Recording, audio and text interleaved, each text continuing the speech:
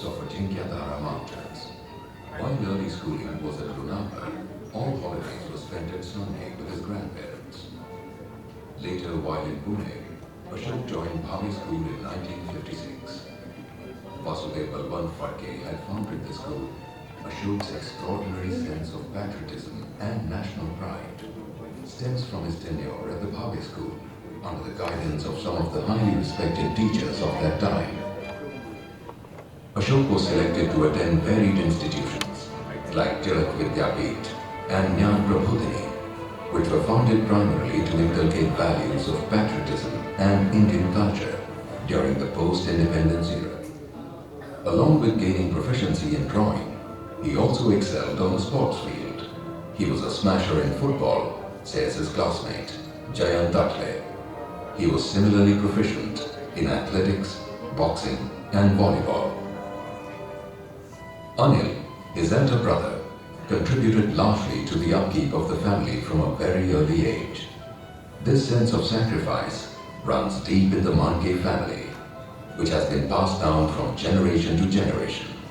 It was his early military training at Maharashtra Mandal that was responsible for his disciplinary approach. Ashok's college education took place in Maharashtra Education Society, one of the premier yet economical institutions in Pune at that time.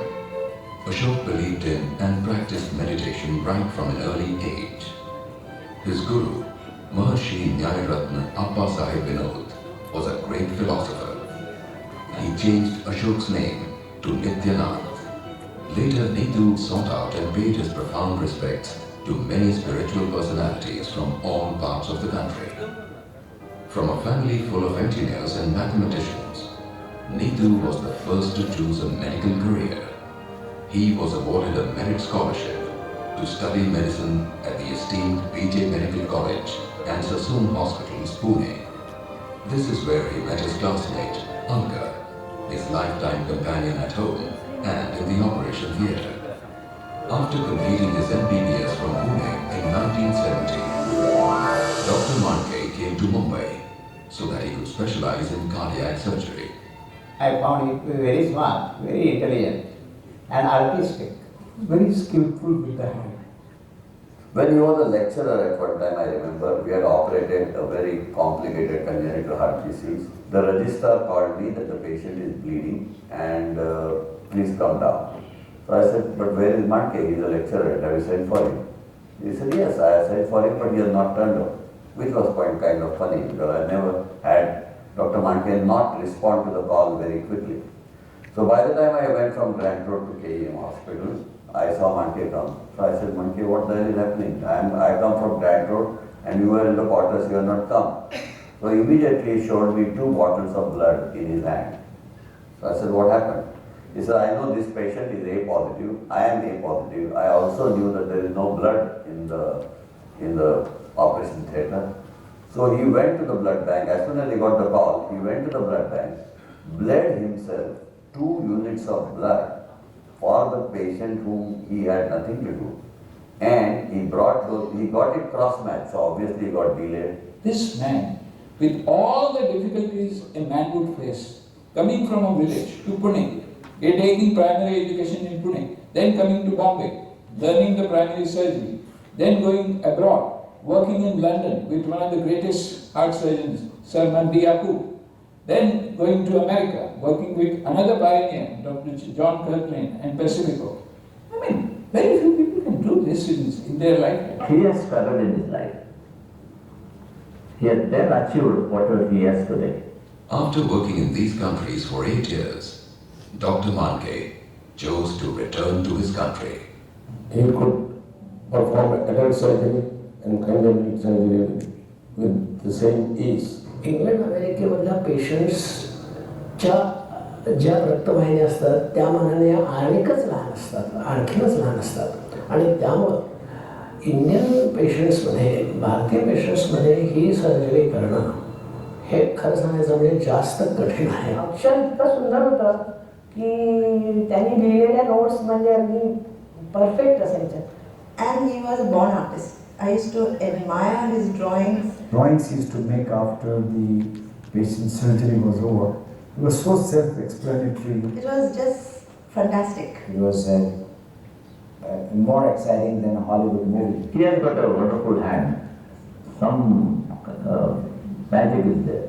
During his increasingly successful professional and public career, he came across people from all walks of life.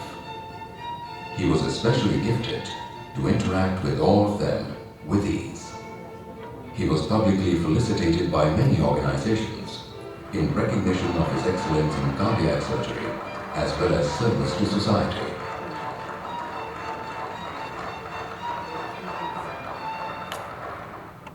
Recognizing the need of basic medical facilities to the deprived, Dr. Mandke regularly conducted medical camps in many underprivileged areas of India. Many patients in the slums of Mumbai city have benefited from Dr. Mandke's free medical camps. At remote areas like MICAS and Anandvan, Dr. Nitu Mandke donates basic medicines and medical accessories every year. These medicines are distributed free of cost to the extremely poor tribals. Out of the 12,000 successful cardiac surgeries Dr. Mandke has conducted so far, 4,000 have been absolutely free of charge. He wanted to bring down the cost of surgery for common people. And that's why he was very, very kind to his patients. He was one of the few doctors who treated his patients totally free of cost. त्यामुळे कोणी school teacher आला, कोणी नर्सेसचे वडील आले, कोणी वाटवायचे, कोणी मुलगी आली. आम्ही कितीतरी ऑपरेशन करतो. लोकांच्या मनामध्ये काही गैरसमजूत आहे जेव्हा माणसेबद्दल मागण्या वाढतो. Doctor Dr. हमें miracle देते हैं and I'm very proud to have a doctor like Dr. Mandke. Mandke was a person who believed that everyone should get the best possible treatment, and not only medical treatment, but treatment as a human being. ती 2 महिन्याची गरीब मुलीचं operation फुकट केलं म्हणून झालं. He has made richer patients do charity through him. त्याला लोकांना जेव्हा परमेश्वर जन्म देतो त्याला त्यांची चिंता होण्यासाठी, काळजी घेण्यासाठी एका प्रेषिताला जन्म देतो. पण डॉक्टर ही व्यक्ती नव्हती. डॉक्टर हे प्रेषित होते. माझ्या बाबतीत जे ऑपरेशन झालं त्यानंतर आता पहिल्यापेक्षा जोमाने मी ते करतात. असे शल्य विचारायचे आहे असे मानसाचं फार फार पुढे आहे. He conducted the first workshop in minimally invasive coronary artery surgery, or MICAS, in 1995 at PD Hinduja Hospital. He believed MICAS would tremendously reduce the cost of cardiac surgery. Well, because it's a surgery, he was one of the first ones to do in this country. Thereafter, he was invited for national and international conferences to share his experiences. He also conducted various workshops in India and abroad to educate other surgeons. जो आदमी की कोई कीमत होनी चाहिए उसकी कीमत नहीं है, और जिसकी कोई कीमत नहीं हो बहुत बड़े स्थान पे जाके बैठे. Is that a democracy? Do you call it injustice? And if that person wants to go abroad and study, why you blame him? And if he doesn't want to come back in this country, why you blame him? You want change. Now you want to change it, the government has to change it. So you change the damn government. This is what is important. Now you clap. It's like the jackfruit. Very rude, spicy from outside, but smooth, very, very gentle, and extremely sweet from inside. फटकळ माणूस होता. फटकळवाडा कुठे तुला वाटते का फटकळवाड्यांनी सत्य बोललं लोकांना white वाटतं त्याला मी काय वेगळा भाषा देते किती शिवराळ होती त्यामुळे आपलं जास्त जमायचं. His ability to convince his patients that they need to undergo surgery. The minute the patient used to enter his clinic, they would say, that's only my patient. And they would go in and they would come out and I would see like them smiling from year to year. Never do that. And you see the way he wore his clothes, his style of thinking, of leadership, team spirit, hard work, dedication, and his flamboyant style were far excellent. Oh, he was a very charming person. Whenever we had parties and he was there, you could rest assured that the party would be full of fun and laughter. He always knew how to get along with people, to rope in everybody who was shy. This is the humble man of charisma. The whole room would come alive when Dr. Mandke would enter the operating room. Every time that he came in, he would just pack to the back and just walk off. वो एक बहुत सुंदर छोकरी इधर उधर से जाती हुई स्ट्रेट होगा. This is the way I like to live. I like to enjoy my life. He was a common man. So तसा नेहमी जमिनीवर राहून स्वप्न माझं त्यांनी आकाशावर बघितलं. एक गोष्ट डोक्यात घेतली की त्याच्या मागे संपूर्णपणे हा गुण लागायचा आणि आता संपूर्ण जीव त्याच्या दुखायचा. थेट नजरेत बघण्याची त्याची जी पद्धत होती ती इकडे तिकडे नजर टाळून कधी कोणाशी बोललाच नाही. क्वचितच जगामध्ये असे सौदेशाची लोक येतात आणि आपल्या तेजाने ते सगळ्यांना तेजवून टाकतात.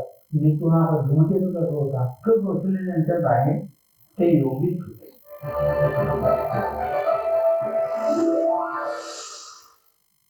Just writing behind the truck or your tempo, मेरा भारत महान, उससे भारत महान नहीं होता. You have to change it. His ideas were always big, and this is why when he embarked on his Mandke Hospital, the Mandke Heart Hospital, he didn't want it to be the second best. He wanted it to be the best. Best in India, best in Asia, probably the best in the world.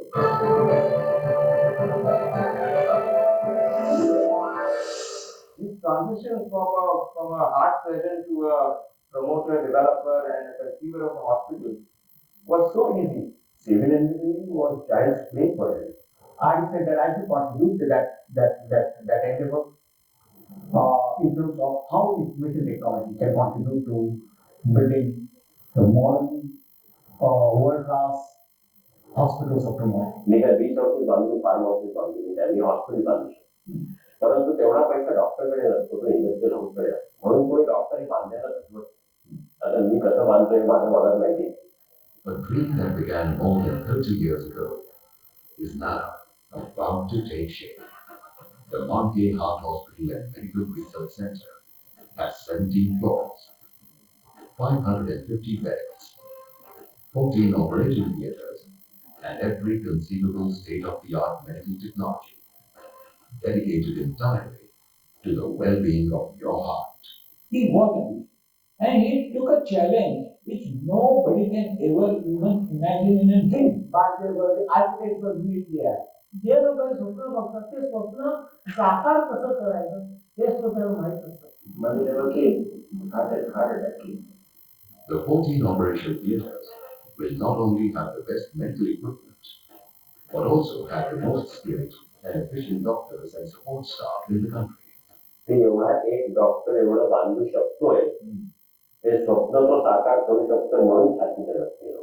Larger lobby, cafeteria for the guests and relations for the patients, a small shopping complex, banking service, travel agency to help the patients to make their travel arrangements, telecommunication center, playroom for the children, a temple and a meditation room would be the exclusive features of the hospital.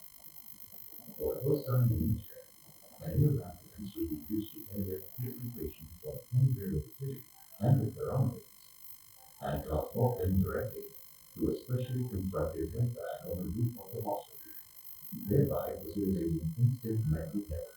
If the country bases acquisition on online addressing and want to design something rich, मी तर गरीब म्हटलं तर सुद्धा 5-star treatment द्यायला निघालो.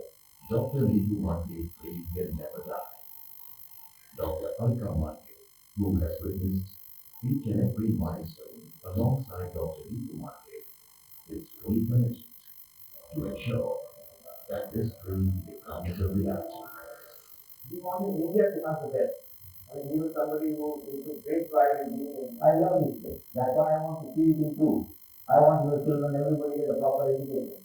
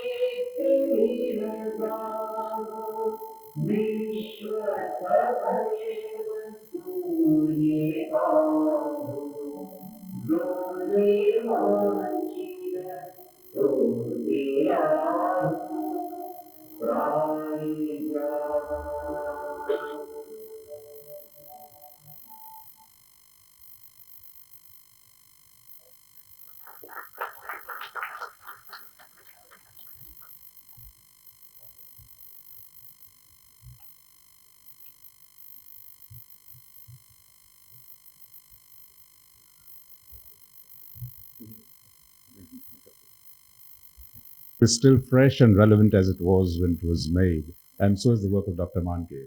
I thank you all for taking time off from your extremely busy schedules to be with us here today. I think we're going for the lamplighting.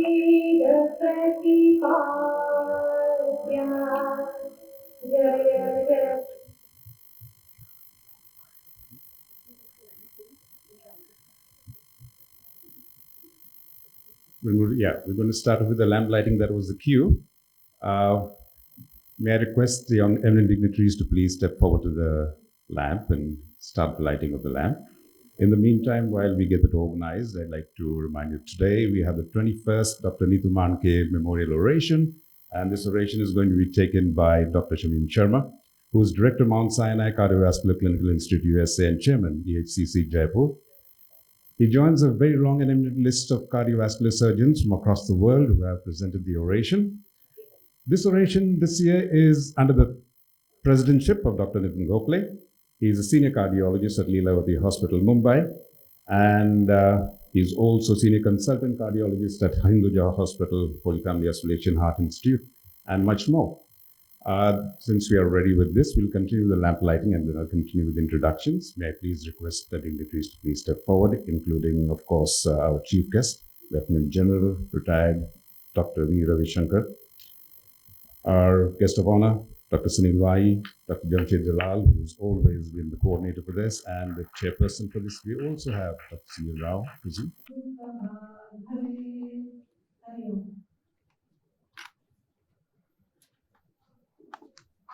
Thank you.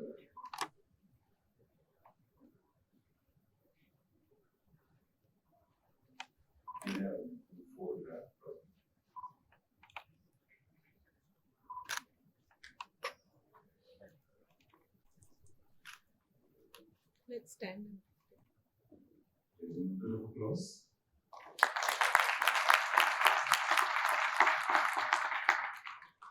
Thank you. The lighting of the lamp always be by the College of Hospital. Ladies and gentlemen, please welcome Dr. Nitu Mandke.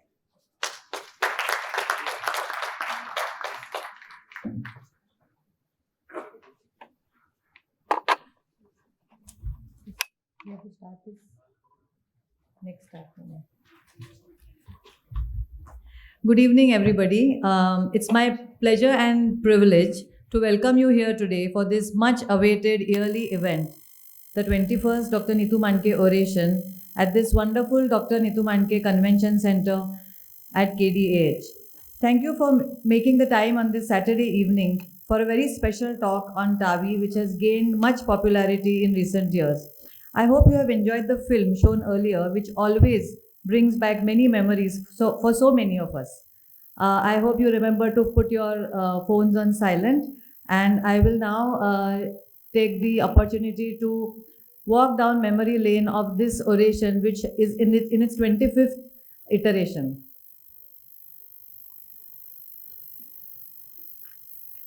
So as you can see, 2004, Dr. V.A. Subramanian from Lenox Hill Hospital, New York, spoke about advances in cardiac surgery, especially MICAS. Padma Shri Dr. Valiyathan from Manipal spoke in 2005 on Chitra Valve. And Padma Shri Dr. K.M. Cherian from Chennai spoke on Children, the Indian Perspective. In 2007, we had Dr. K.R. Balakrishnan from Chennai speak on Mechanical Assistance for Failing Heart, the Indian Perspective. In 2008, Padma Shri Dr. Ashwin Mehta, Director of Cardiology, Mumbai, spoke on 20 years of journey through the interventional cardiology. In 2009, Dr. Naveen Nanda spoke on recent advances in cardiac imaging. And 2010, Dr. Deepak Tempe from Delhi spoke on anesthesia for OPCAB. In 2011, we had Dr. Mukesh Hariawala on angiogenesis and stem cell therapy for the failing heart. And then in 2012, Professor K. Srinath Reddy from Delhi spoke on global challenges of cardiovascular disease, lessons from India. In 2013, Dr. Suresh Rao, our own, from Mumbai, spoke on paradigm shifts impacting congenital heart surgery, making the seemingly impossible possible. And then in 2014, Dr. Sudhanshu Bhattacharya spoke on total arterial revascularization. In 2015, we had Dr. Naresh Trehan speak on Towards Universal Health Action Plan 2020. And in 2016, it was Dr. Devi Shetty from Bangalore speaking on innovation in healthcare. In 2017, it was Dr. Bharat Dalvi, Dr. Bharat Dalvi on transcatheter interventions in congenital heart disease from the developing world. And 2018, Dr. Krishna Iyer from New Delhi spoke on saving children with heart disease in India, the ongoing challenge. In 2019, our very own Dr. Jamshed Dalal spoke on cholesterol and the heart, myths, controversies, and the facts. In 2020, Dr. Shiresh Hiramat from Pune spoke on medicines, angioplasty or bypass. The dilemma continues. In 2021, we had Dr. P.S. Reddy from Pittsburgh. The topic was Call for Innovation. And in 2022, Dr. Michael Reardon, during COVID, we did not miss this program, and we had it online, and it was a surgical approach to cardiac tumors. And last year, 2023, we had Dr. Anvay Murray speak on newer frontiers impacting cardiac surgery. So you can see that we have been extremely lucky to have amazing speakers and wonderful topics over the last 20 years. And so the trend continues, and our efforts also will continue to bring the best to you in this convention center. Thank you so much.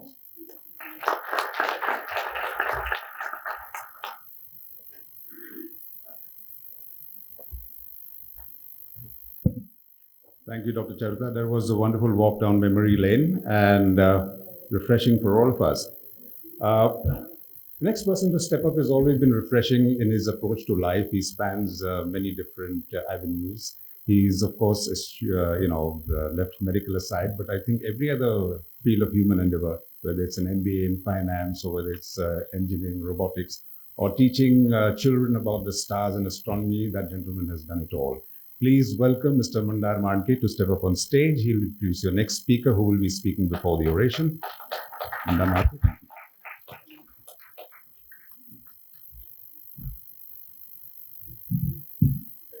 Thank you, Alaric.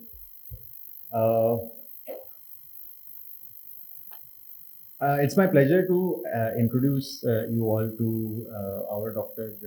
Sunil Wani. He's a interventional cardiologist and consultant at the Kokilaben Dhirubhai Ambani for the past 15 years under the invaluable guidance of our very own Dr. G.G. Dalal. And he's also my father-in-law's cardiologist.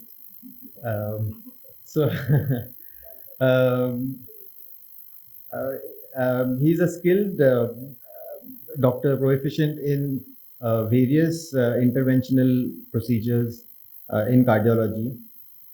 To attain this skill, Dr. Wani has traveled, worked, and studied in many hospitals across the world. Some of them are the Hospital Charles Nicolet in France, the Swiss Vascular Center in Bern, the Lucerne Kant Hospital in Switzerland, the Cedar Sinai in LA, Korea University Medical Center in Seoul. He has published numerous research papers in various medical journals. I am pleased to invite Dr. Wani as our guest for a talk on cardiology. Please.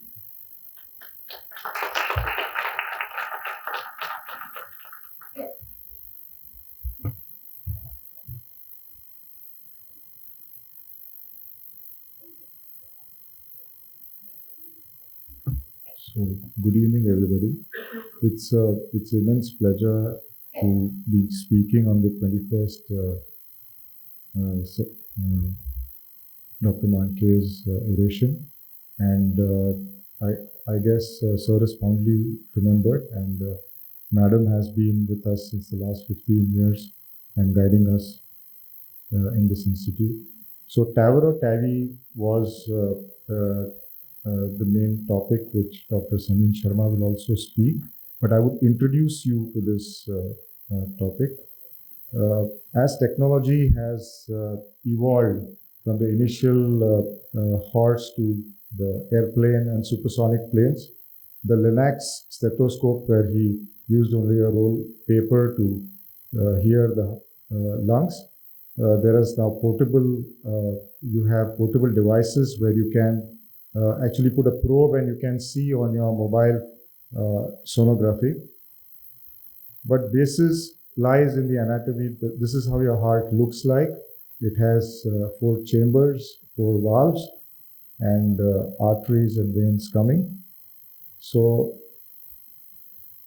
what is the heart? It's a muscle in the center of your circulation, and it pumps blood. It receives deoxygenated blood, and from the right side, it pumps blood to your lungs, and that gets oxygenated, and then you have the oxygenated blood going to all the parts of your body.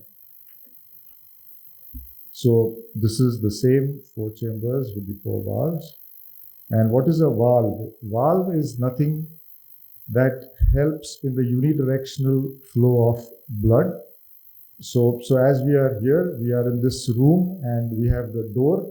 So if we walk across the door and we cannot come back through that door, the same function is what the valve does to the blood that goes from one side to the other. It doesn't allow it to come back. So out of the different valves, 4 valves, one of the valves is the aortic valve, and this is most of the time has 3 leaflets, or when you have a door, you have 2 basically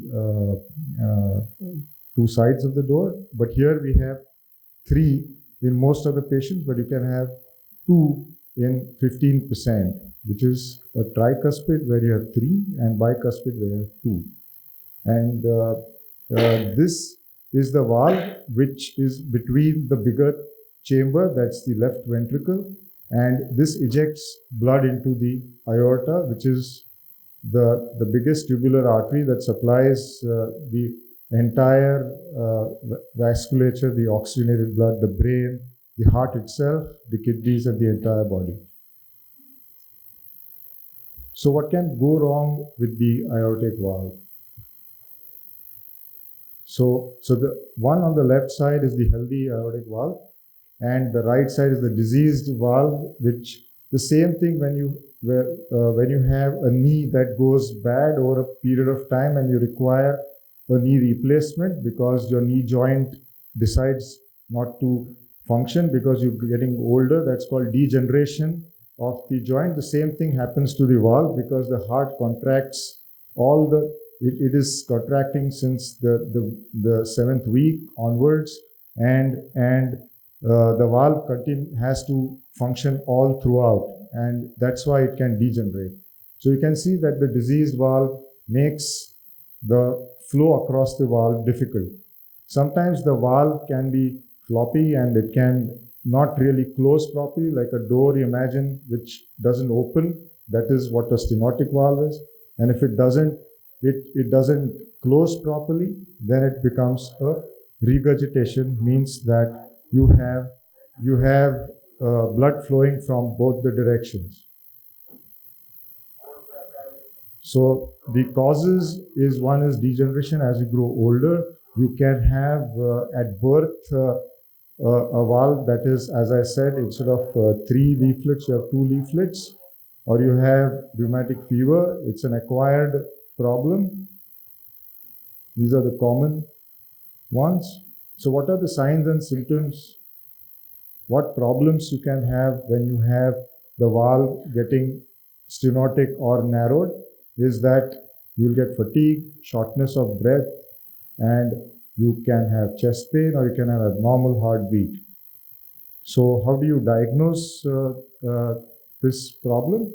Is we clinically see that these symptoms are there, clinically examine the patient, and then do ultrasound and determine on the echo if this valve is obstructive, and the CT scan helps us to determine how this valve, the size, and is it feasible to be taken care of surgically versus by the percutaneous way.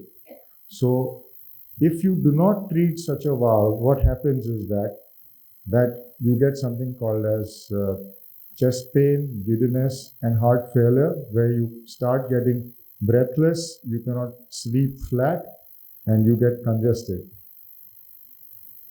So if you do not treat such a patient, it can be even worse than some of the fatal cancers. As you see the percentage, only 3 will survive at the end of 5 years as compared to the other different cancers. So what are the treatments? The gold standard treatment has been surgery, where there can be a conventional or a minimal invasive surgery. And so this is a comparator when you see a surgical scar versus the percutaneous valve. We have a little small, where you can't really see even where the hole was made. So the non-surgical method, or the TAVR or the TAVI, the transcatheter aortic valve replacement or implantation, is the new kid on the block. And here, this video is self-explanatory, where we go from the groin, from the femoral area or an associated root, we reach the aortic valve, and the old valve is crushed and a new valve is placed in its place, and then we get all the balloon and the sheets. These are the material that let us come close to the valve and deploy this valve.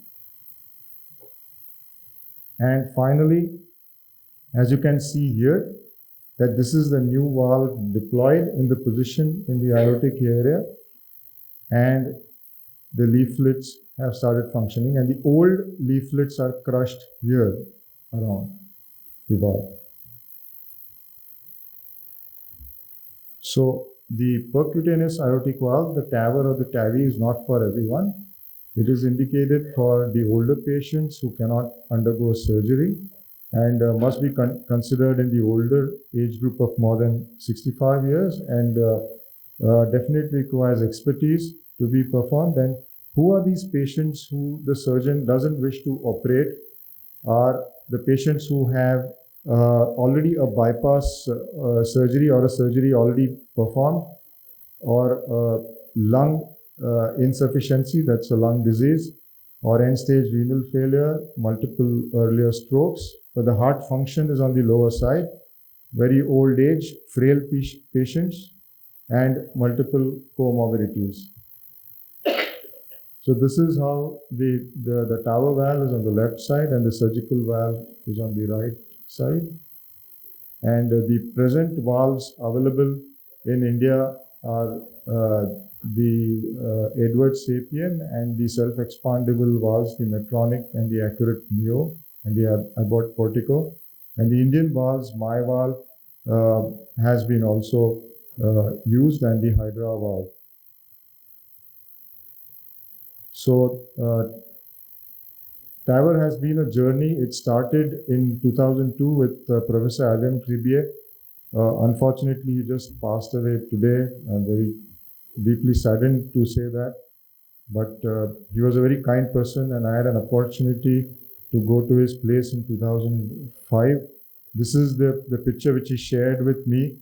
And this was when the first device was done, and when they were looking at on the screen when this was done, and when I spoke to all three of them there in 2005, they all three had different thought processes. Professor Alain Tribier felt this might work. And Helen in the middle said this might not work. And that's what her face expression you can see in her eyes. And Christoph was just aghast and with what will happen, whether this valve will plumb out or. So this patient in 2005, this was when I had gone to his place, and I really remember him as a very dear person who was involved in showing what all he did and wanted everyone to learn. And he is the inventor of the TAVI and TAVR, and this has changed millions of lives around. So in India, the growth of the cases has been since 2016, as you can see. And this is our first patient that we did in 2016. This was a 74-year-old with multiple comorbidities who had a sleep apnea syndrome, obstructive airway disease, obesity, and had 2 strokes. And after a heart team discussion, that is the team that we and the surgeons and the anesthesiologist and the lung physician, we all sat together and decided that whether he was unfit for surgery, and we decided to go ahead with the TAVR at that time. This is the echo which shows that the valve was obstructive. This is the CT that told us that what size of the valve and how do we place the valve. This was a busy lab at that particular time, multiple people inside and trying to help. We had a little talk before we went ahead. And this is when the valve was deployed. As you can see that this is the valve being placed here. And thank you for your patient listening.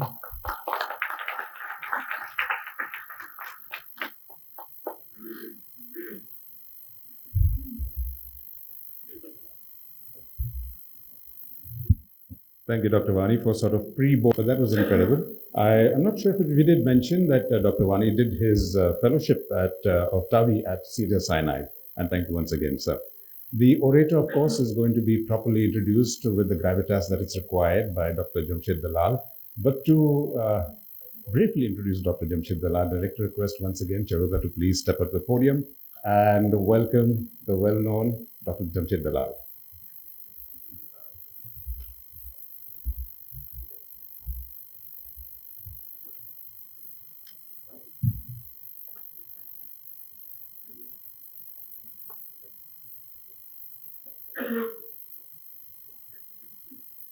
Good evening and welcome. To introduce our orator for today, I am going to invite Dr. Jamshed Dalal, my very favorite cardiologist in the whole world. Dr. Dalal is an interventional cardiologist, 40 years experience in the field of interventional cardiology. He was associated with several renowned institutes abroad, National Heart Hospital, London, Welsh National School of Medicine and University Hospital of Wales, UK, Queen's University and Kingston General Hospital, Canada. Since 1987, Dr. Dalal has helped establish the cardiology departments and interventional cardiology programs in leading hospitals of Mumbai, including PD Hinduja, Lilavati and Wokhad hospitals. He is presently the Director of Cardiac Sciences at Kokilaben Dhirubhai Ambani Hospital, Mumbai. Among his honors and awards, of which there are many, but very early on, he won the Cardiology Society of India Prize for Distinction in DM Cardiology, the Young Researcher Workers Award by British Cardiac Society in 1981, and awarded the Fellow of the Royal College of Physicians, London in 2016. I won't go on and on, but take my word for it, he is much felicitated, and I have known him since I was a child. Please, Dr. Dalal, I invite you to introduce our orator for today. Thank you so much. It's my great pleasure to introduce Dr. Samin Sharma. I've had the pleasure of being in his lab in Mount Sinai Hospital several times, watching him do very complex procedures. And while doing the complex procedures, he will also teach all of us what he was doing. So that's really been his forte of teaching probably dozens and hundreds of cardiologists all over the world. Dr. Samin has also come to our hospital and done personally several cases which were complicated along with us. So we have a good long relationship with Dr. Samin Sharma. Dr. Sharma is an interventional cardiologist, as you all heard. recognized for his excellence in medical field, working in Mount Sinai Hospital in New York City and in Jaipur at the India at the Eternal Hospital. He did his medical degree from Jaipur in 1978 and then moved over to New York, and since then there is no limits to his heights achieved in New York City. He's a globally renowned intervention cardiologist and holds presently the positions of Director of Cardiovascular Clinical Institute, Senior Vice President of Operations and Quality at the Mount Sinai Hospital in New York City. Additionally, he serves as the Director of Interventional Cardiology and the President of Mount Sinai Hospital. He's an extremely highly regarded angioplaster. For those who in the field of angioplasty, everybody knows him. He also has the highest number of complex plastics done in the whole country and USA and probably in the world. More than 1,600 plus cases every year. So you can imagine the volume. I think there are 15 or 16 cath labs in Mount Sinai. They're just busy round the clock all 24 hours. And he maintains a very, as you know, in USA, they look at success rate and complication rates. And he has a success rate of over 99% with probably one of the lowest complication rate of less than 0.2%. And this has, of course, earned him the prestigious double-star designation from the New York State. In addition to coronary interventions, he also now has started non-coronary interventions, and that's what he's going to talk to about, how to replace valves without surgery. And that's going to be a very interesting talk that we'll be having from her. He also is known as the master of rotablator in the world because a very special technique which he started and taught, like I think hundreds of cardiologists all over the world have been taught this technique of how to do rotablator, which is an extremely difficult part of angioplasty. Of course, as expected, he has authored about 330 articles, 420 abstracts, 15 books, and multiple chapters in multiple books. And of course, has participated globally in almost 176 countries, showcasing his talent. And every week, they put up complex cases. There are various apps on which all cardiologists can join and watch and see complex cases. And of course, all this is done free of charge for anybody who's interested. And there's a tremendous amount of learning that we can get from his apps and other things. Dr. Sharma also served as a cardiac advisory board on New York State, receiving the New York Governor's Award for excellence in recognition of his services. I'll end with one anecdote. There was once an intervention cardiologist like Dr. Samin Sharma who gave his car for repair. And when the mechanic looked at the car, he said, the engine needs the valve to be changed. Then he looked at Dr. Sharma and said, why do you charge so much for changing the valve when I do it so cheaply? So the interventional cardiologist said, well, you have to stop the engine to change the valve. I can change the valve with the engine running. So Dr. Samin Sharma is going to tell us how to change valves with the engine running. My great pleasure, Dr. Samin Sharma. All right, Dr. Dalal, thank you very much for a great introduction and being here. You made it. Apparently, there is a lot of traffic issues today for some high-profile function, but we're a little skeptical whether we'll make it. But we're making it a medical emergency. The lecture is a medical emergency. And of course, that is all our 21st Dr. Nitu Mandke Oration lecture. I knew of him very briefly during those times because that knowing this great man, and I'm sure you have seen the life history. The 2003 departed, and that was the basis of this hospital. The great surgeon, and what has happened that surgery always has been the #1 treatment for many coronary artery disease and almost all valve diseases. So that's where the history of the valve with the task which I've been given to give is that valve therapies. So what are those? Because I would say with this 2003 and truly by that time, replacing the valve was not possible. We're all just thinking that all those valve disease, only thing we were able to do, balloon mitral valvuloplasty. You remember the valve narrow mitral, open with the balloon. India did the highest number of the balloon procedures in the world because rheumatic heart disease, very common mitral stenosis, and we taught the entire world how to do it. But that time, that's 2002, 2003, is the era when just first case of the transcatheter valve done. So basically, our field of interventional cardiology, we have multiple faceted.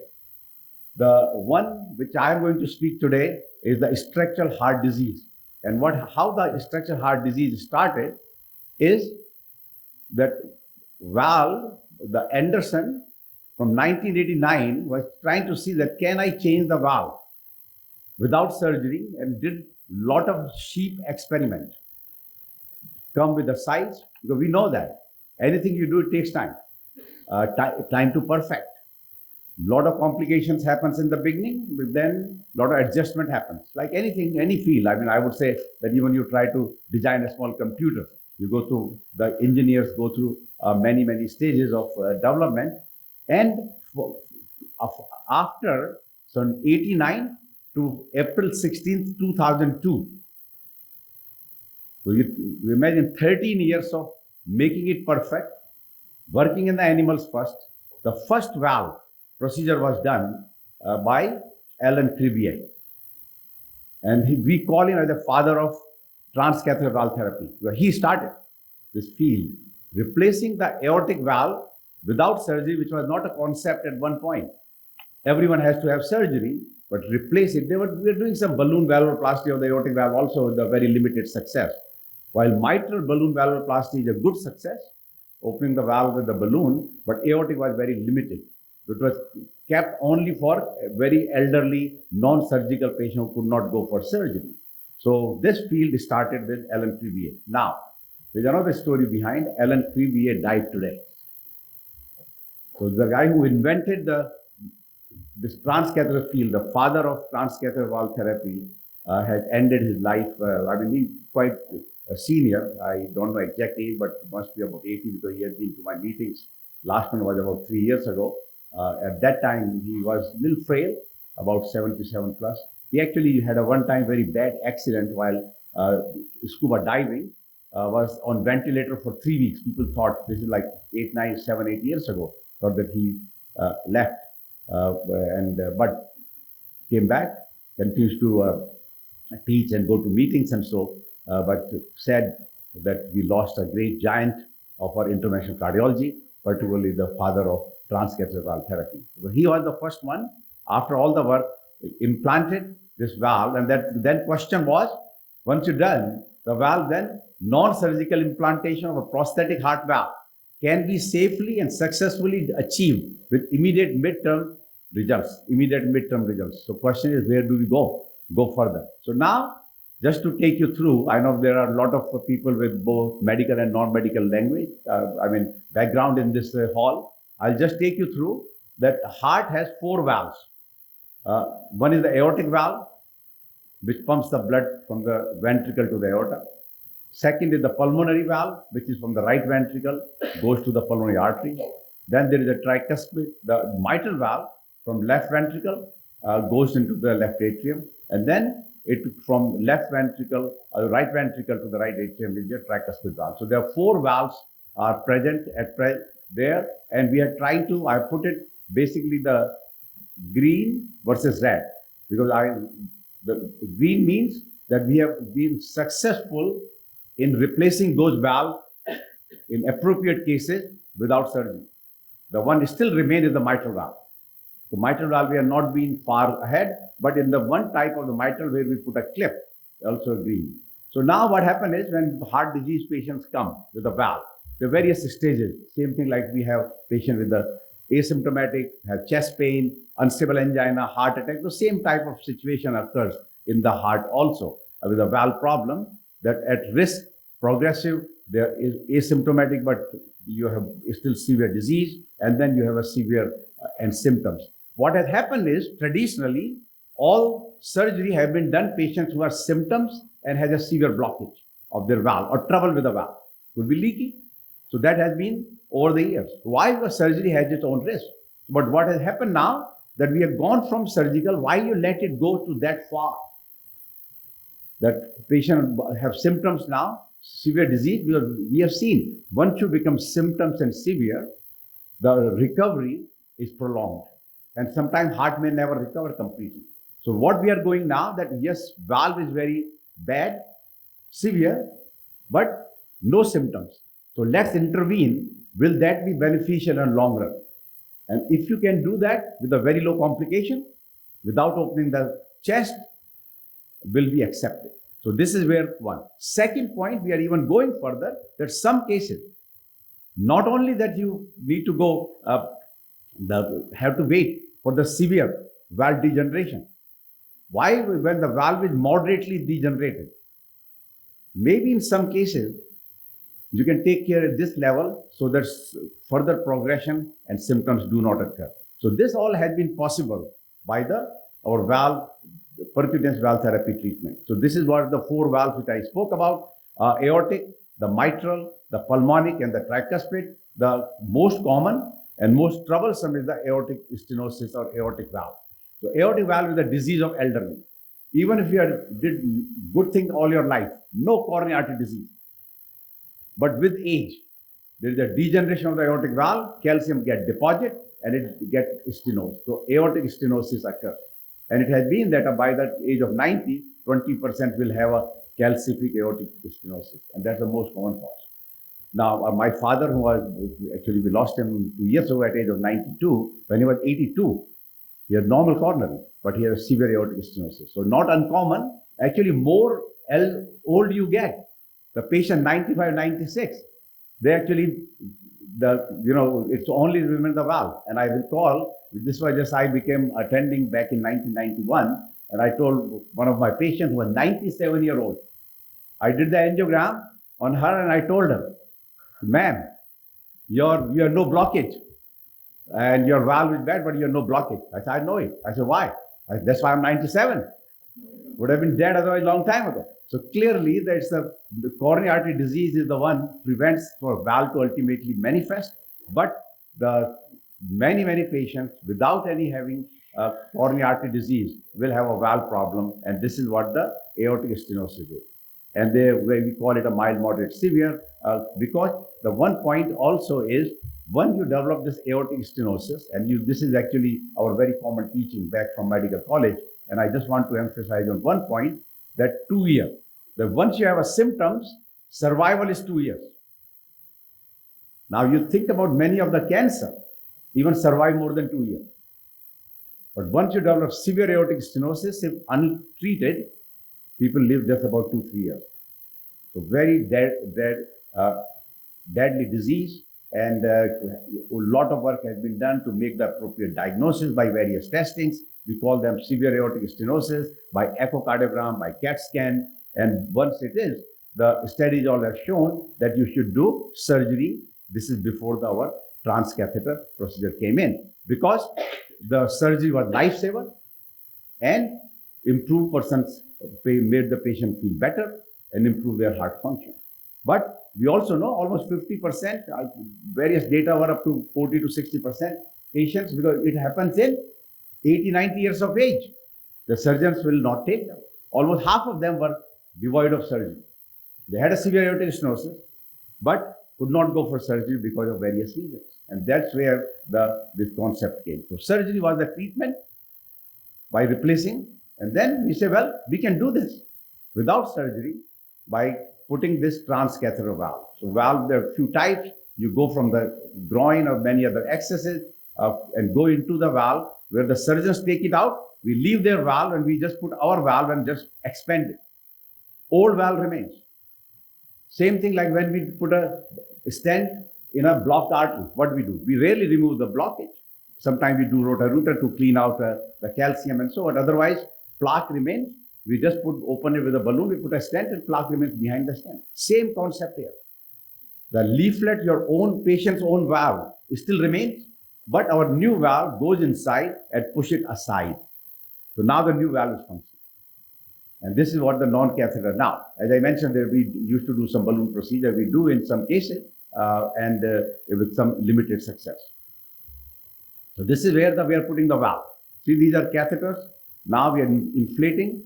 This is the valve on this mesh, and then once it is done, procedure is done. It takes about 30 seconds to deploy. It of course requires a lot of preparation to get there. But very simple, easy procedure has become now, and that is the transcatheter aortic valve implantation or replacement. So this is actually, if you just see the numbers, and I'll show you one important point. This is the number for the scale for the tower, which keeps going. And in America, we are about doing 8,000 tower procedures per month. Will be about 100,000 plus last year. And these are the surgical valve procedures, surgical valve. This is the surgery, and these are the total. Now think one thing now.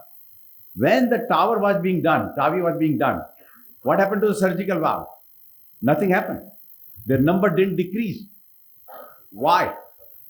Because those were the patients with aortic stenosis were not being treated, were left alone to die. There was no option. So that 40-50% which I mentioned earlier had the relief that some treatment was there which could be extended to them to improve their life. And knowing that once you develop the disease, the span was 2 years. So both have their advantage and disadvantages. Surgery has, and TAVI, most important for the TAVI is immediate benefit. And what you do, you say, okay, once you have the gold standard treatment, for us to prove that our technique is okay, similar, if not better, you have to do the trials. Not say, I did 10 cases or 100 cases and so. So this actually led to the multiple trials in various patient subgroups globally to see whether TAVI can stand against surgery in various subgroups. Subgroup means patients who have very high surgical group, some were non-surgical, which was a different story.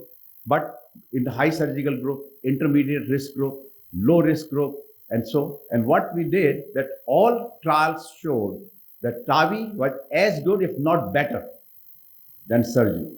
Except the first trial did have a little higher stroke rate, but that was only anomaly with the catheter design and so. But every other trial showed equal or better, and therefore became safer outcome compared to surgery. SAVR stands for surgical aortic valve replacement, cardiac surgery. So therefore, TAVI has now become the dominant, safe, and preferred default strategy in management of aortic stenosis.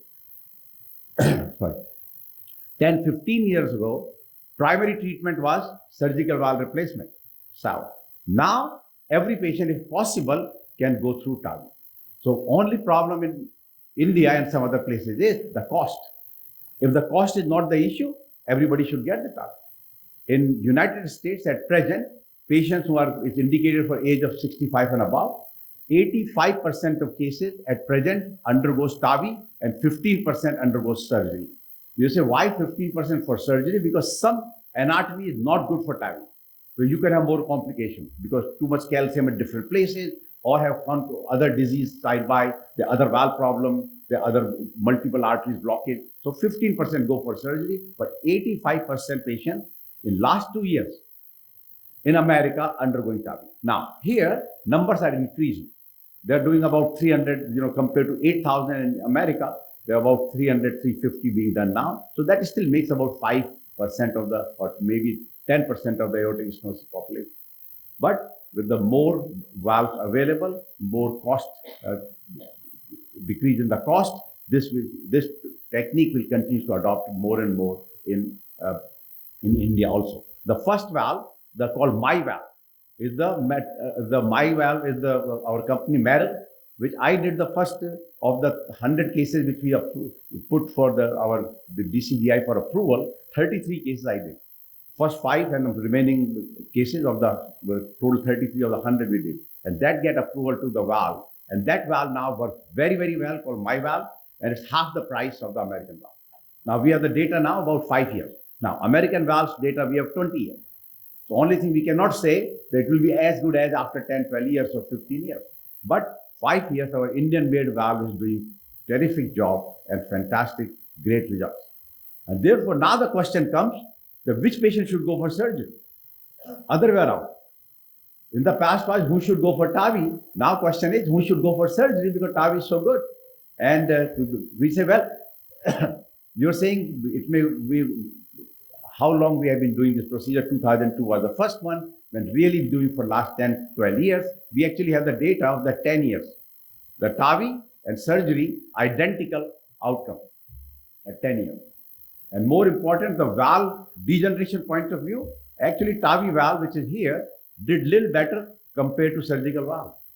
So not only it's as good as for 10-year follow-up, this is the longest we have, but all these are going on. Every trial, there are so many trials are at present which are getting their 3-year, 5-year, 8-year, 10-year data. So just to say, the 10-year is kind of a good landmark for any device to work, and both surgery and TAVI have identical outcome, and looks like even TAVI have a little lower degeneration than surgical valve.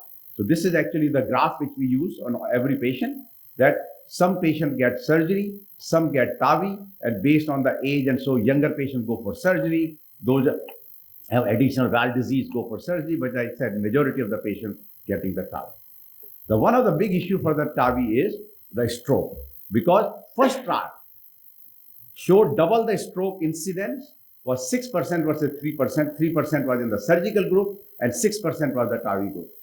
So because of the first trial, since then we did lot of study, because when we replace the valve, lot of this debris comes out from the aorta, from the valve, and goes to the brain and cause the stroke. And now we actually have used the filter, which goes to the great arteries, called sentinel device, goes to the great arteries and capture that embolic material, takes it out. Surgeons can do it. So surgical stroke rate remains 3%.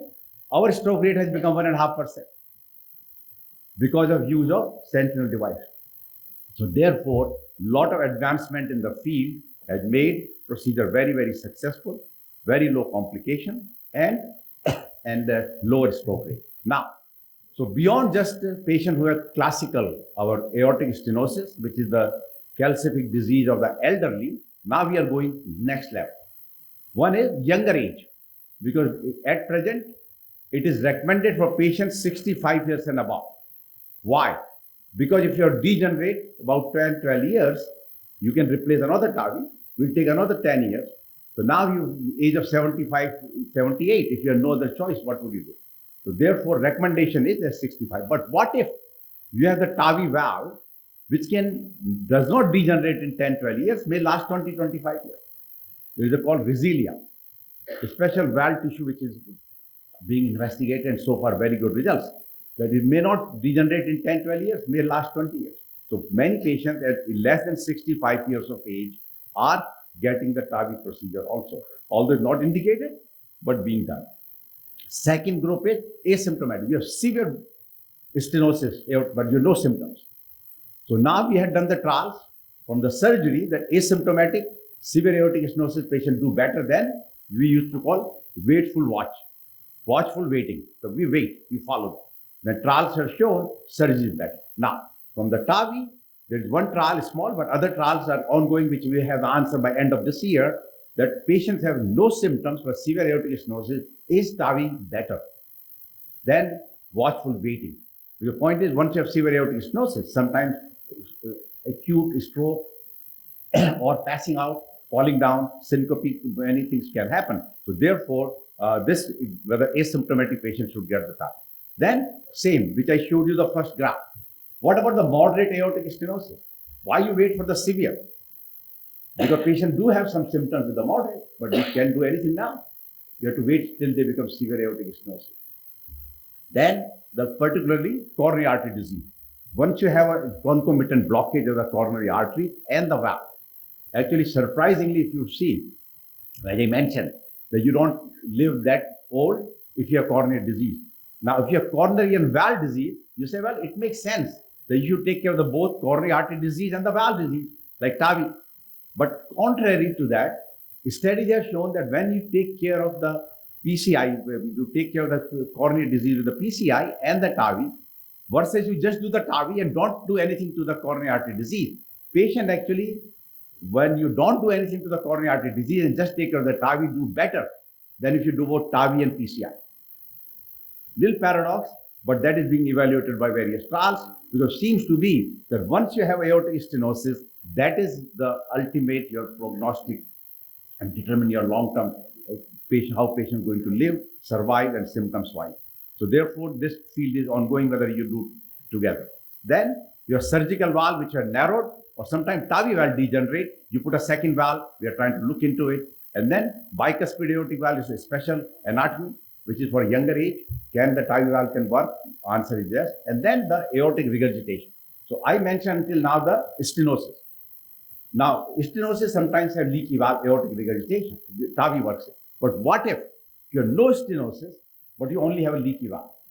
Now, you know, our valve, which I mentioned, that we put the valve and we leave it, because of the calcium, it stays there.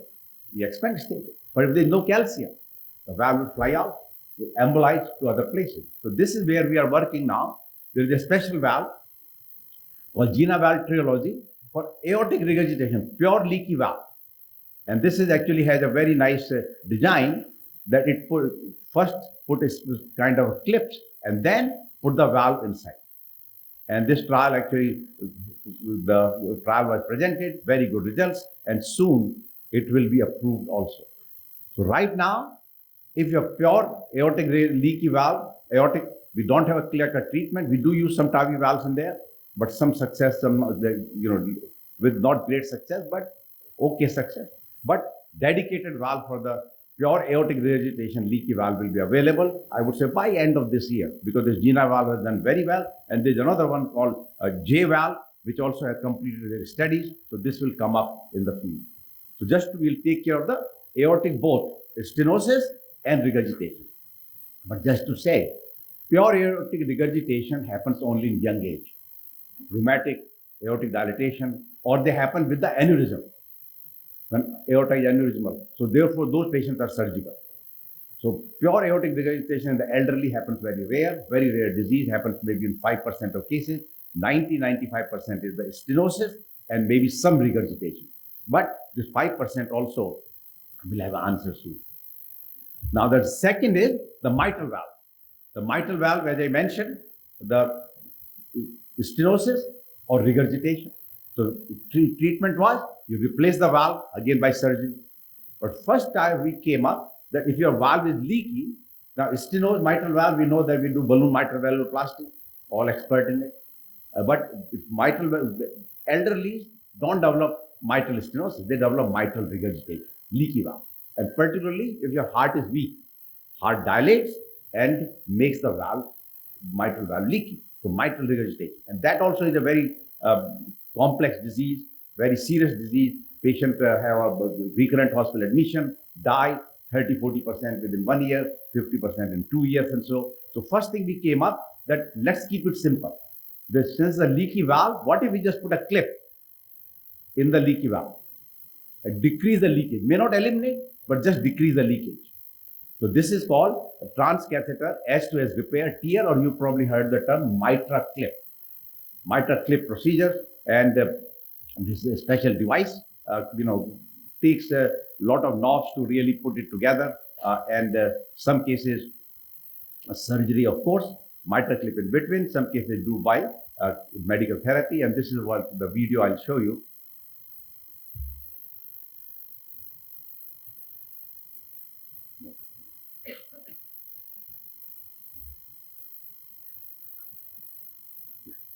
So key, we go inside, puncture the septum. This is your left atrium, this is your left ventricle, and this is the leaky mitral valve. So we puncture, then we advance our catheter inside, and then hold by the echo and the fluoroscopy. You go through this, the mitral valve, and advance this clip. You see there, clip will be advanced.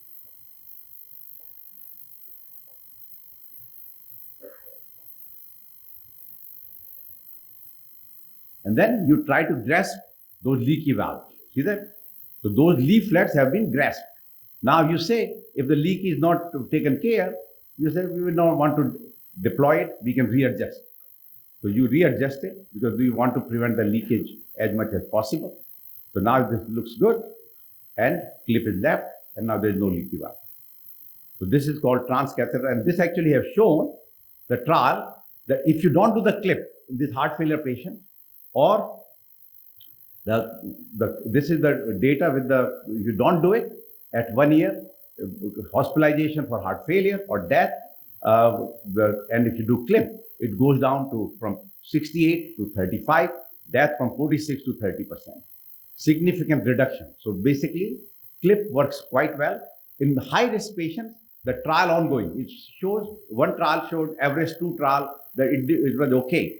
But in that time our techniques were a little different. About 18% of patients in the clip group went to surgery within 6 months because the clip was only first generation. Now we have various generations of the clip up to stage 4, and it's very effective and give rise to a very low residual regurgitation and has shown tremendous benefit in terms of the long-term outcome in those patients. And trial against surgery are ongoing at present.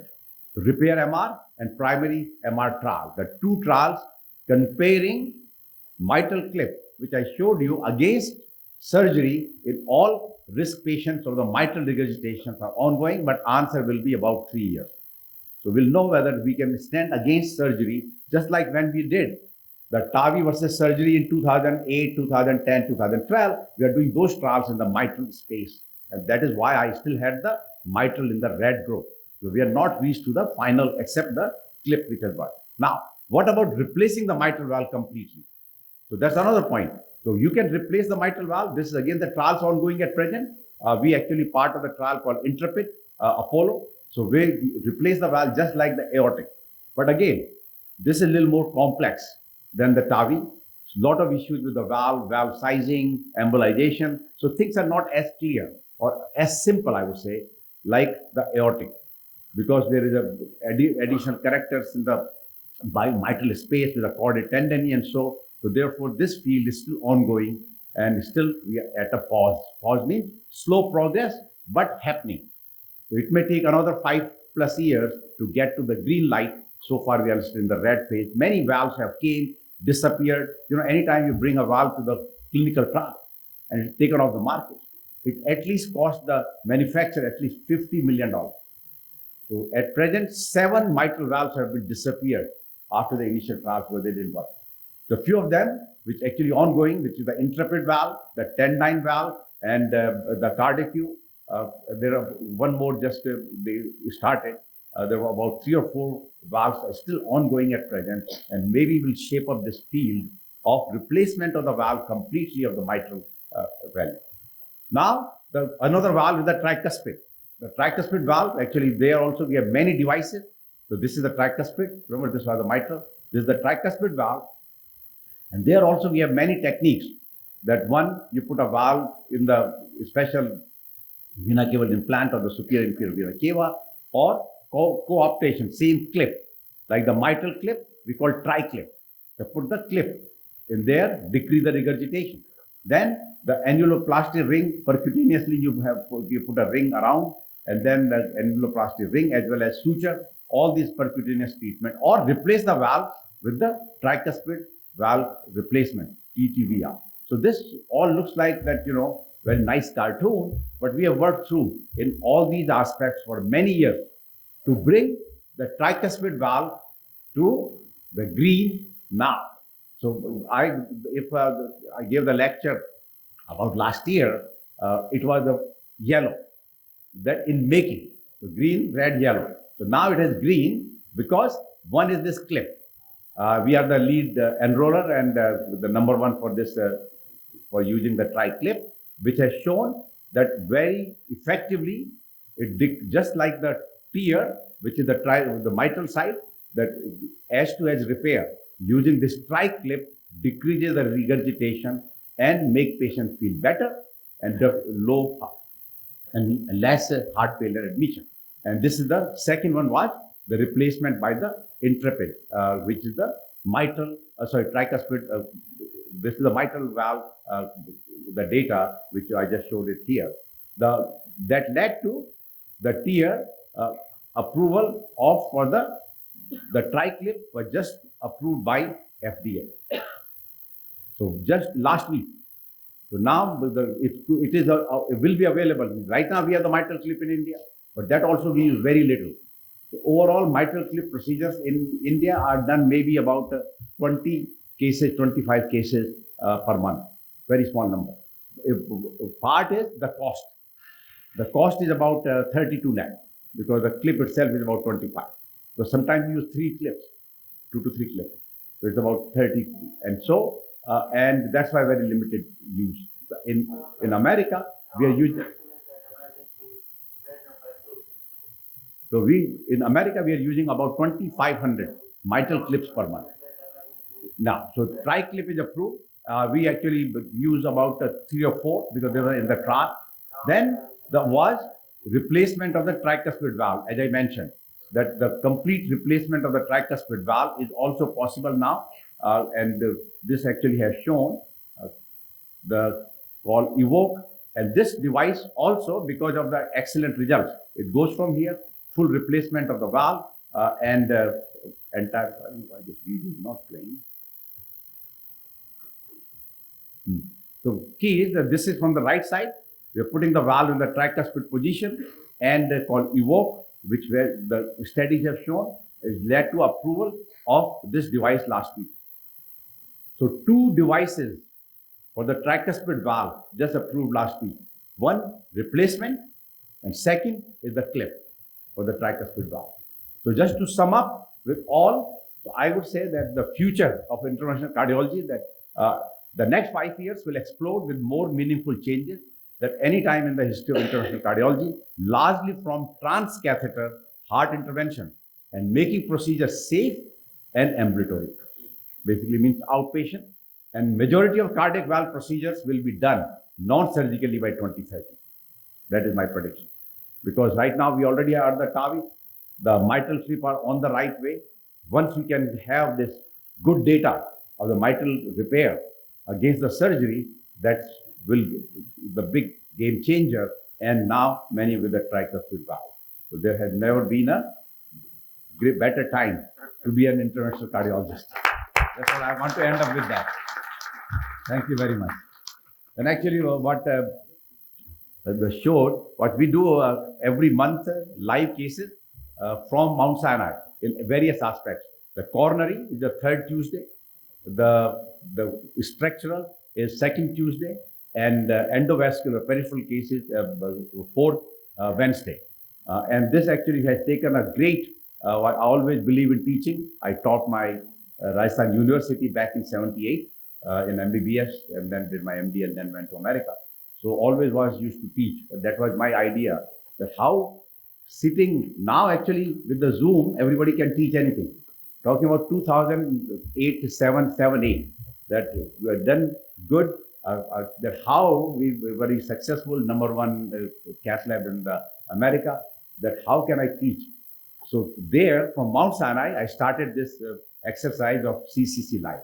That basically means we announce the case to the audience a week before, and then give a reminder, and then do the actual case. No tape. And people can log in. From where? Japan, India, China, America, log in and ask the question. I have the moderator, and then interact. What you're doing, why you're doing, and live case being done. And so CCC Live, this actually has been a tremendous, I would say, educational exercise, and you'll be, as mentioned earlier, now it's only 176 countries, almost 20,000 hits per month. Per month speaking. With the idea of the Zoom back in 2008 and 9. You can imagine now that anybody can teach the whole globe because things become so simple. But at that time, putting it together, how do we start it? And I'm glad to say that 2 top, our websites are India and United States. India is a big part of that. So lot of education, they love it. And secondly, this is one, the international. Now, that is only 1 hour. So, but then, you know, how many things we learn by the app. So we actually have, no one has in the history of medical field, the number of app devices which we have, all educational apps. You name it, you're doing an aortic stenosis, the valve, AS, IVUS, bifurcation lesion, total occlusion, calcific lesions, now, the patient is in shock, and you name it, measurement, various devices. People want to learn what is the characteristic of the wire, the balloon, they're otherwise not available. Here, everything available on your app. These are actually, this is the last was over like 100,000 download, all free to put my money to make that happen. But key is education. Teacher back then, I'll tell you another good story on that. So in my batch in 78, my friend Sitaram Bayati, he came 5th. So I was the topper, he was 5th. And his numbers were 980. So year before, the topper was 968 or 970, but he was 980. So he said, Samin, you know what? I wish I would have born 1 year earlier. I would have been topper. I said, no. You would not have been topper. You still would have been 5th. You are 980s because I taught everybody here to increase their level.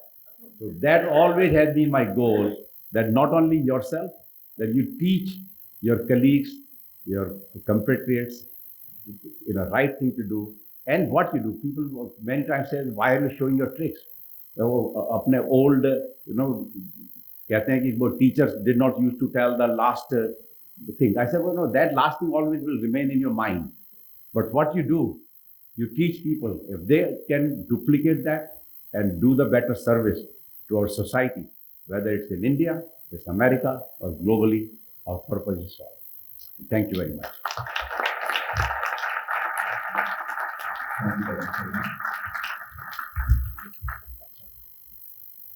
May I request the President of the Oration, Dr. Gokhale, our Chief Guest, Dr. Ravishankar, our Guest of Honor, Dr. Vani, Dr. Dalal, and Dr. Mandke. That was a wonderful oration, full of information, and there's so much for everyone to learn. And now, ladies and gentlemen, at this point of the oration, we always have traditionally the comments by the President of the Oration, this is Dr. Gokhale. But before we welcome Dr. Gokhale, it's my privilege to welcome on stage a lady who needs for introduction. She's part of the Mandke family. And how many years ago is it that you joined the family? A very favorite part. Thank you. She is from the consulting field. She earlier started her career with KPMG, one of the world's largest such organizations, and now moved up to consulting services, where she looks after the consumer business services as their global consulting head. So, ladies and gentlemen, please welcome Jaipur to please step up on stage and formally welcome and introduce our President of the Oration, Dr. Gokhale.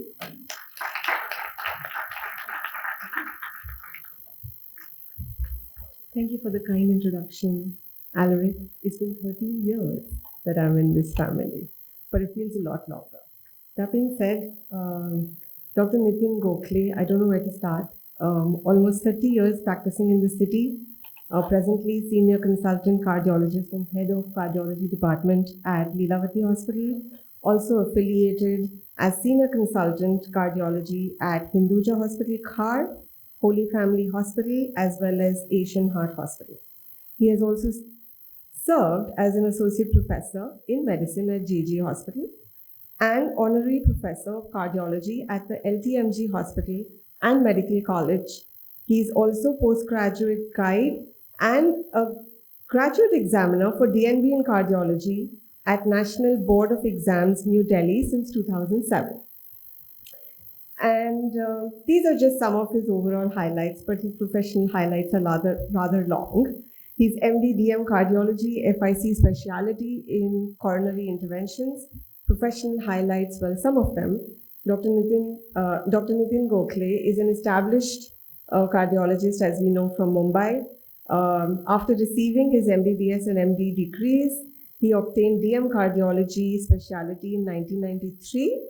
Dr. Gokhale's scope of practice covers clinical cardiology and intervention cardiology, coronary angiography.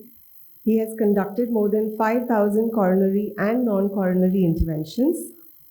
And his impeccable experience in clinical cardiology from leading research institutes bears pedigree to where he is today. He's been a teacher, as I said. He's also a fellow of the European Society of Cardiology since 2014, Europe. He's a fellow of the American College of Cardiology, FACC 2014, USA, and he's also a fellow of the Society for Cardiovascular Angiography and Interventions, 2011, USA. So with that, I will now hand it over to Dr. Nitin Gokhale.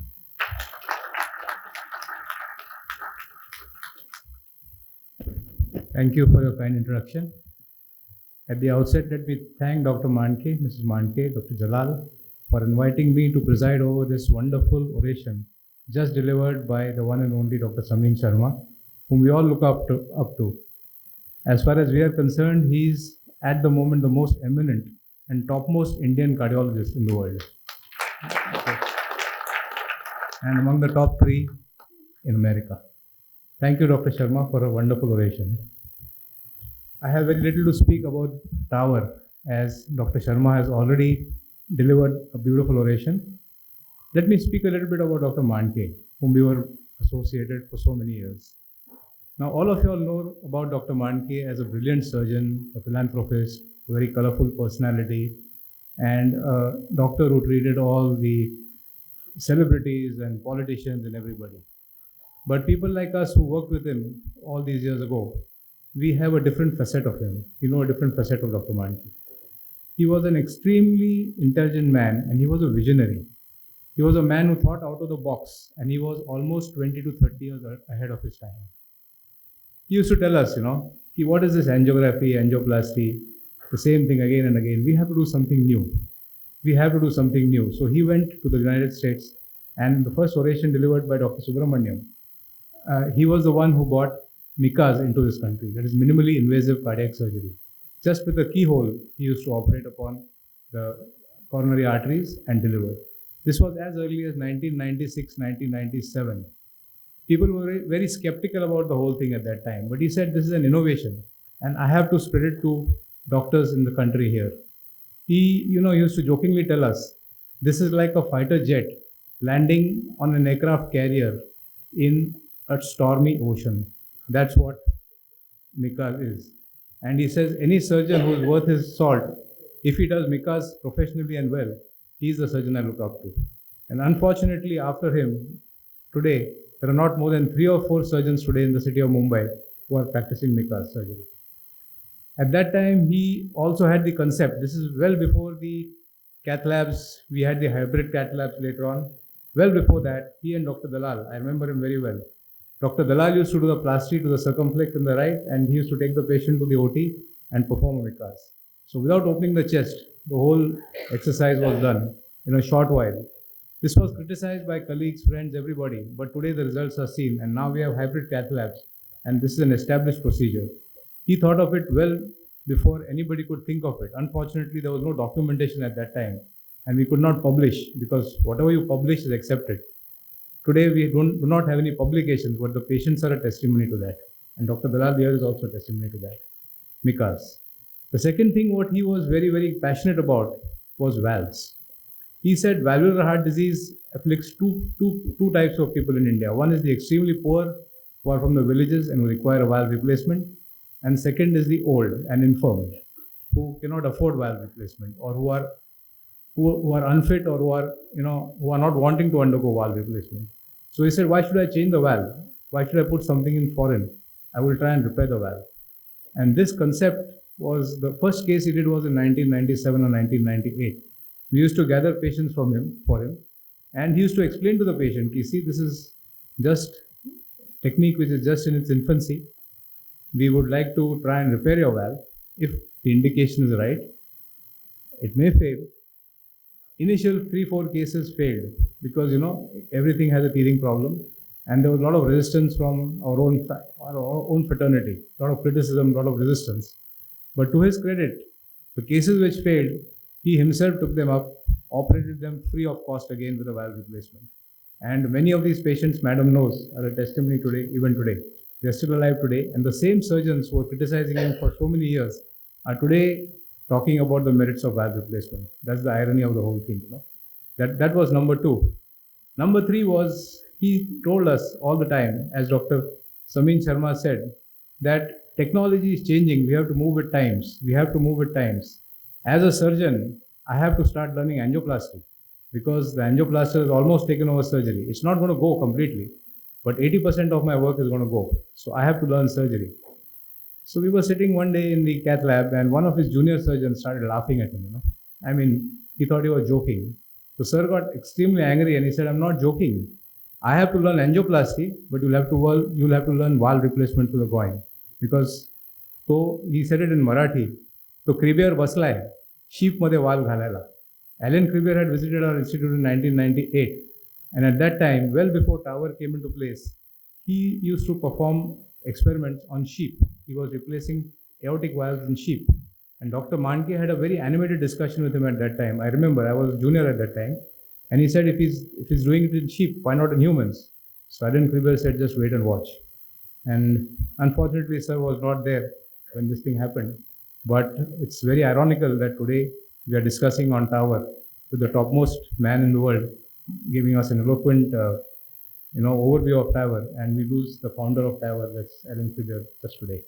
And the thought process of Dr. Mandke, in 1998, he told the surgeon, do you want to become an operating surgeon, or do you want to become a standby surgeon? Because by the year 2020, most of us will be standby surgeons. All valves are going to go through the groin, so you better start learning on valves. So this was his foresight, this was his insight, and this is where we are today. As far as TAVR is concerned, we have the best man in the country, an innovator himself, who is responsible for getting the procedure into our country and teaching a generation of cardiologists how to implant the valve. We had no idea, we had no access, but through Sir's app, his passion to take Indian students to Mount Sinai and also train them. We have almost 30-35 proctors in India now. Most of them have been trained by Dr. Samin Sharma, and who are imparting this gift to the senior citizens of our country. The only problem we have, sir, and you explained it very well, is the cost. The costing is too high, and the unfortunate thing in our country is that senior citizens, either due to our mindset, we say, "Nay, now enough, we are old enough, why should we burden our children with changing the valve? So forget it." Either that, or then, the children don't want to spend, because unless you hold the purse strings of the family, they don't want to spend 30 lakhs on an elderly gentleman, So that is the problem, but that mindset is changing now in 2020. And as Sir said, he's implanted the first MY valve in our country. That's an indigenous valve, manufactured in India. As soon as we have enough of data, the cost is going to come down. Already the multinationals have got the cost down. And now we get a TAVR done around 8 to 10 lakhs in our government hospitals, and about 13 to 14 lakhs in private hospitals using the Indian valve, which I think will soon get a US FDA approval. Also, yes, the first Indian valve has been implanted by Dr. Samin Sharma. He's a very humble man, but his contribution to valvular heart disease and non-surgical replacement of valves would have made Dr. Mandke proud. So I'm privileged and honored to be here on this day. It's quite a paradox and actually quite providential that we speak of three great innovators at the same time: Dr. Mandke, Dr. Kribber, and Dr. Samin Sharma, who we have. I do not want to bore you further, but I thank you for the kind attention. Thank you.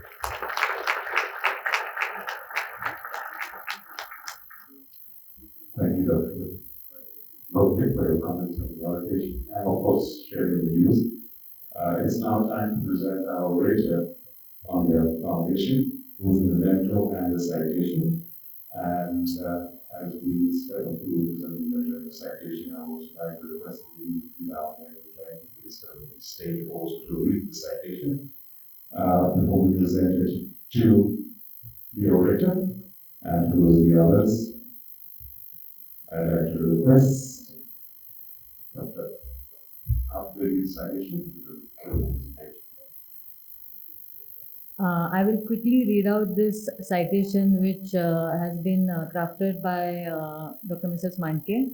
The Nitu Mandke Oration Committee. Dr. Nitu Mandke had a vision, a beautiful dream of the future of healthcare for our country and its people. Today we pay tribute to him for his lifelong services to society. We bestow upon Dr. Samin Sharma for his achievements and contributions to the field of interventional cardiology the honor of delivering the 21st Dr. Nitu Mandke Oration. signed by Coordinator Dr. Jamshed Dalal and Chairperson Dr. Mrs. Alka Mandke. Thank you.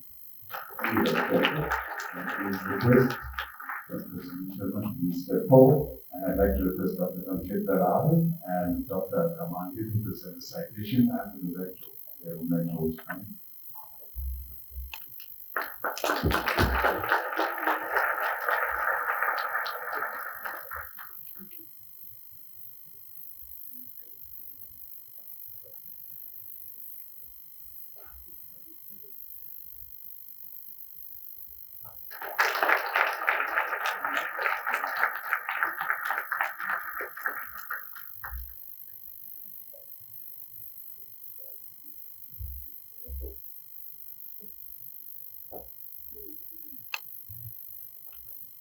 Ladies and gentlemen, this memorial oration, we are pleased to have a stellar line of speakers.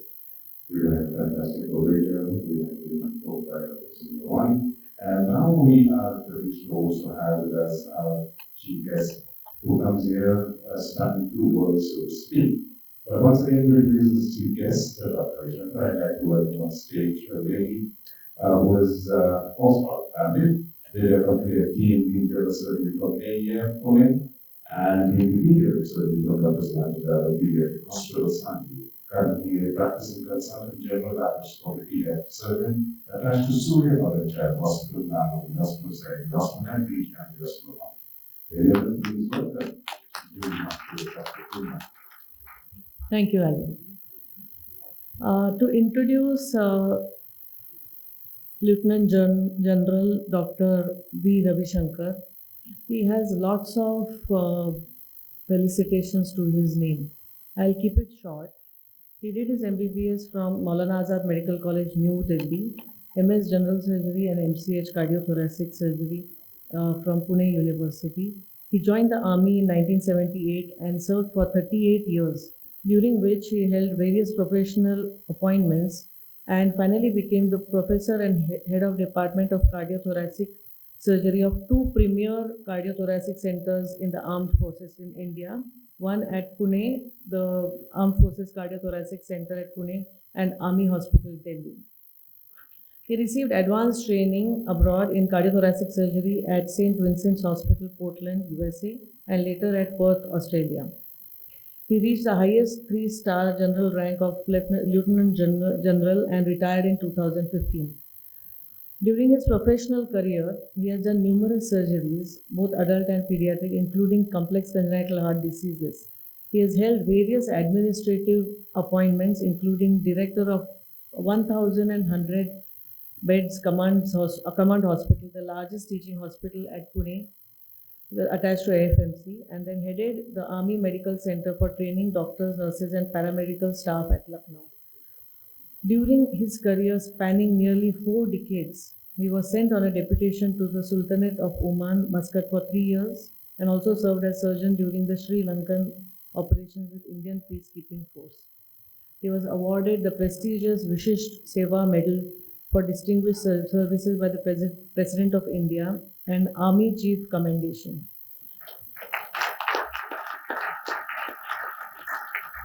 Post-retirement, he is currently heading Lilavati Hospital for the past 8 years as Chief Operating Officer and Consultant Cardiac Surgeon. His reputation in Lilavati Hospital, if you ask anybody, is that of a very hard-working surgeon and a fair general. Thank you very much. I invite Lieutenant General Dr. V. Ravi Shankar for his talk.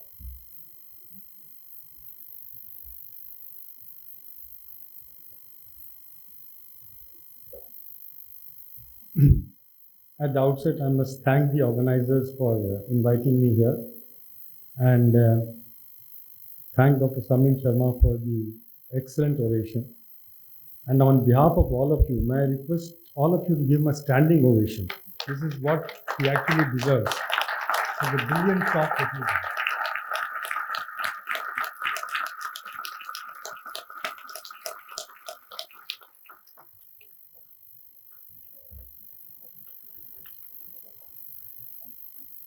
Dr. Nitu Mandke, as we all know, has been a brilliant surgeon, a visionary, and I've had the opportunity to interact with him on a few occasions.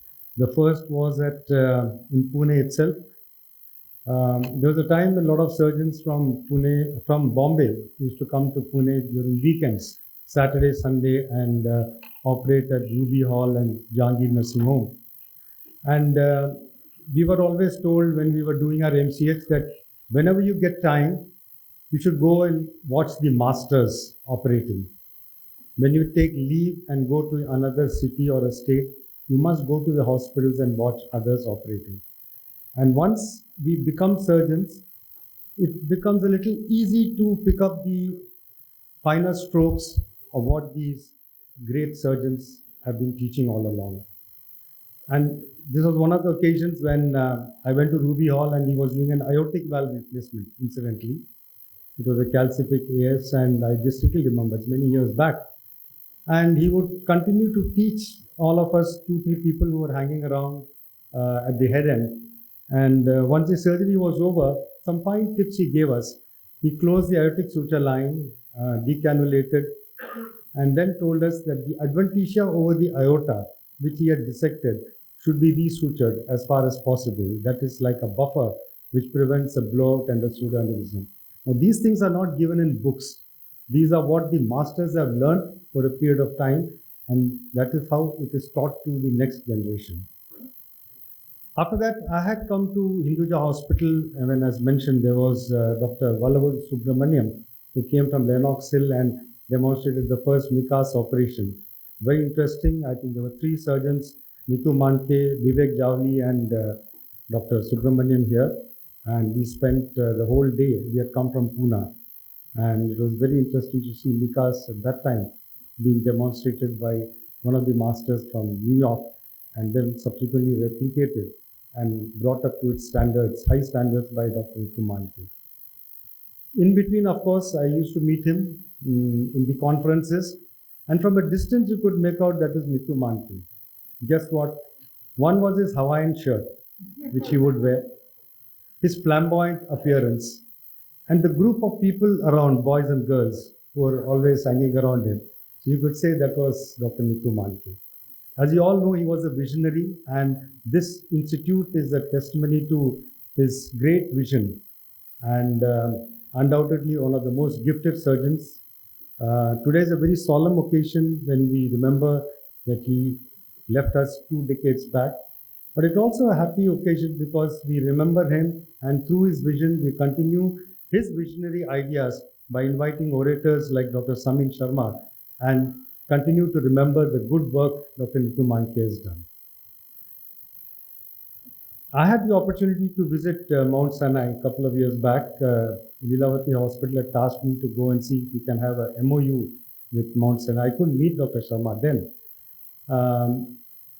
A beautiful hospital, and I remember there is a underground which crosses the road and gets to the next building on the other side of the road. New York is such a bustling city. And I went around the entire hospital, and it's an amazing place. Anybody who goes to US should visit either this or the Cedar Sinai. And my daughter lives in Los Angeles. She delivered in Cedar Sinai. So that's another institute I went, another beautiful institute. As far as TAVI Tower is concerned, I've been associated for the last 60, 70 cases, and with one of Dr. Sharma's colleague, Dr. Ravindra Rao, who comes from Jaipur, and we did one even before yesterday. And many a times I get a call in the night that tomorrow there is a TAVI and we want you to be available in the hospital. And then the resident would start explaining the history, age, sex, the different diseases and all that. I ask only for one thing, and guess what? I just want to know, has this patient undergone a previous cardiac surgery? Because if there is a complication, it should take the minimum time to approach the chest. You would agree with that. Whereas a person who has already undergone a surgery, when you see the wires in the X-ray, you know you got to be doubly careful. You got to keep blood, you got to keep OT, and you also know that if, God forbid, there is a complication, it's going to take some time to approach the heart, and these things don't give you any time. The cost is pretty high. We've been doing mitral clips also. And as you said, If the my valve comes in a big way, yes, it will help. But otherwise, it is really very prohibitive. The fact that now the guidelines in the American College of Cardiology says that 65 is the cutoff. Below that, one should generally avoid. Unless, of course, there are very specific indications, like patient has already undergone a CBD, you want to replace a valve, or he is not fit for open heart surgery, certainly. But having said that, one must realize that the long-term duration, the results of these valves are still awaited, at least in India it is still awaited. And we do not really know what's going to happen. And let me tell you that to replace a TAVR valve is far more difficult than to replace a prosthetic valve, whether it is mechanical or a bioprosthetic. I'm given to understand we don't have, hopefully till now, any experience. The mortality can be anything up to 10 to 15%. Even a person like Tyrone David has said it is not so easy to go back and take out. You've seen the valve struts and all. It is just not the ring. It extends for some distance above the annulus also. To remove that is not very easy. You hardly have any space between the cross clamp and the aortic suture line. So it's really very interesting to see how far US has gone. It's gone miles ahead of us, but I think India is catching up, and hopefully in times to come we will reach that level. One of the things which really concerns me is what is going to happen to the cardiothoracic surgery specialty in this country. The cardiologists have taken our bread and butter. I thought they'll leave the crumbs. Even that has gone. We've just seen it on the wall. There's nothing left. What is worrying is we don't have candidates taking up cardiothoracic surgery.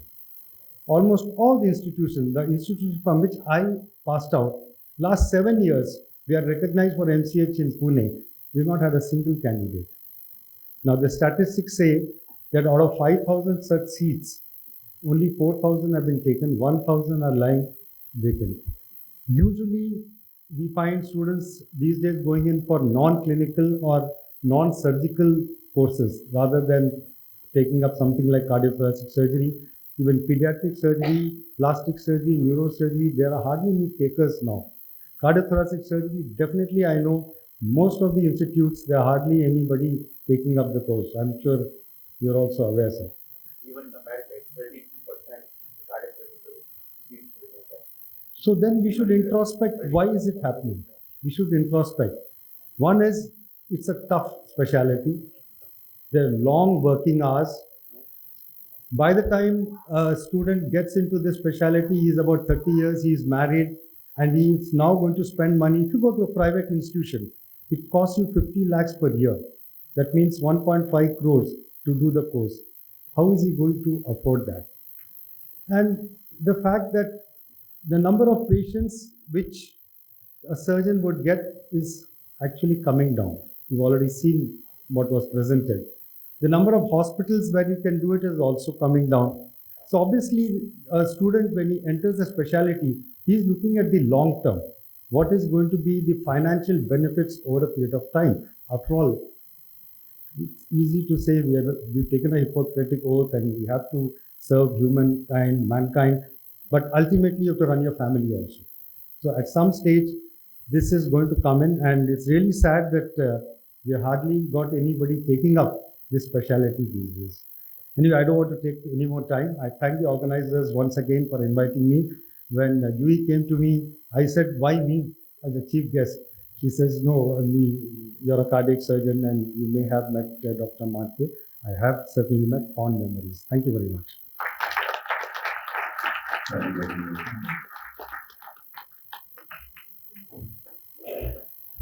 Thank you very much for that warm speech, and of course, really memories, and of course, honoring our orator as the oration. Thank you so much, sir. Moving on, there are some honors to be done as an mementos to be given to the gentlemen candidates, and of course to some others too. So, the first recognition is memento goes out to our President, Dr. Nitu Mandke, and may I request Mr. Vishal Zala to please step forward as he goes down as and present this memento to Dr. Mandke. All right. The others are. May I please request Dr. Julie to do us the honors.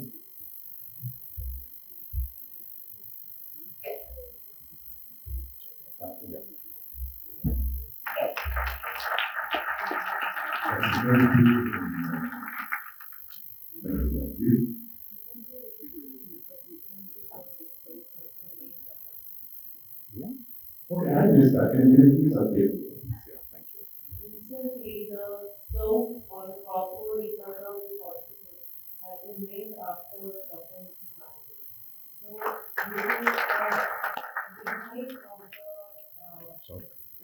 the structure created. That is so fantastic. Thank you very much, Ms. Collins. Thank you. The next recognition, the next memento goes out to Dr. Ravi Shankar, our chief guest. I'd like to request Jiva to please step forward and present that to Dr. Ravi Shankar.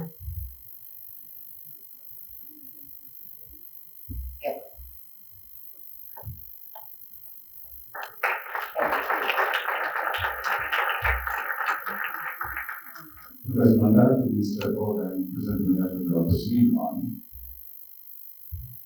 who gave us a free talk today. Thank you.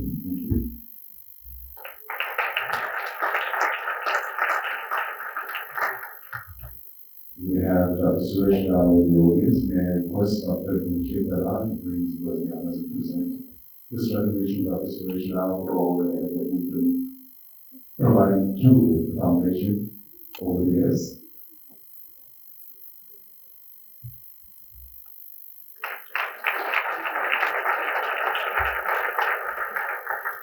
Not forgetting Dr. Kumchit Dalal, who is a man of many talents. May I please request Dr. Nitu to please present this to Dr. Kumchit Dalal for his recognition.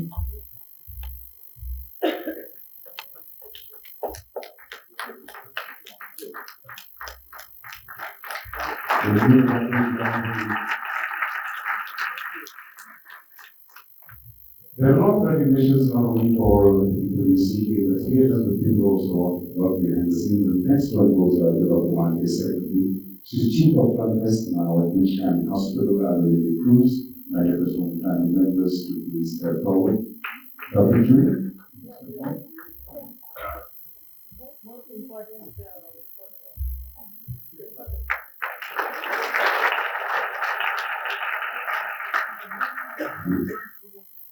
Yeah, that's Dr. Mandke said. She's known to everybody.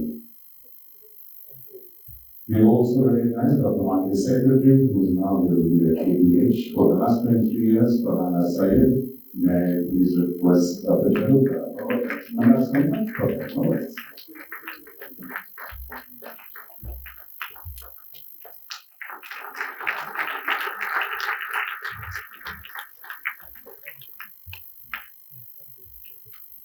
And it would be remiss if we did not also felicitate Aortic first, because he has done the honors of comparing for us for all the years that the Oration has happened.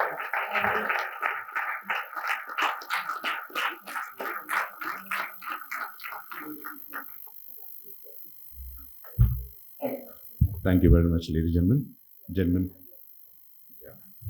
Do please take your seats. It's always an honor just to be here, and I'm doubly humbled by the fact that I get to take something so momentous.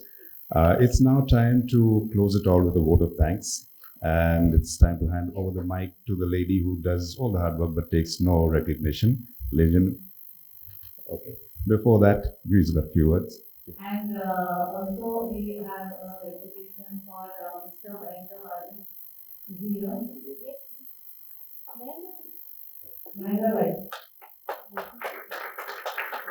is also a part of the Mandke family, because every decoration and every flower arrangement and every requirement, including food many times, has been just, we just have to tell him, and he does it beyond our expectations. Sanjay was once upon a time as a patient and then became family. That's one thing about the Mandke Parivar. They make it a family. It's very emotional. Thank you very much. And now to the movement of the board thanks Dr. Mandke.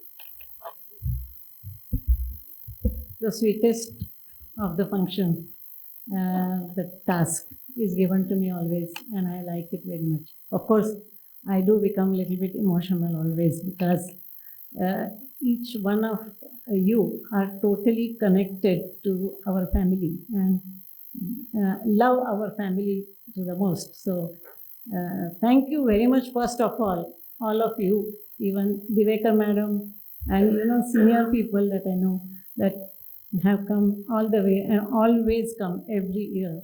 So thank you very much, all of you, one and all. Then Tinaji, Tina Ambani, she supports always whatever function we hold here. Dr. Santosh Shetty and all other executives who were there in the beginning. Mr. Bhandari is here, very closely associated with Tami, I heard, and he has been there right from the beginning. Thank you, Mr. Bhandari. He's a very, very kind person. I have read the book he has written. Very nice. Thank you very much. What can I talk about Dr. Samin Sharma? It is actually a dream come true. The thing is, TAVI was all around for last few years. Everybody discussing, given we got a call from Kolhapur that a patient is to be operated, and this is the cardiologist. I had not even heard the name of the cardiologist, and patient was known to me, and the cost was 8.5 lakhs and whatever. So I said, I don't know anything about the results and whether the person in Kolhapur can do it. And it happened, and it was very surprising. The result was very good, and he reduced the charges because of whatever government help or something. So since then, like this was about 4 years back, I think, and it has been spreading all over. And then when we think about who to call, it's somehow something suddenly comes to my mind. So I thought there has to be TAVI. So I started asking, and Dr. Dalal was in US, and so I, of course, asked him. I thought he would be the best person. So he said, Samin Sharma.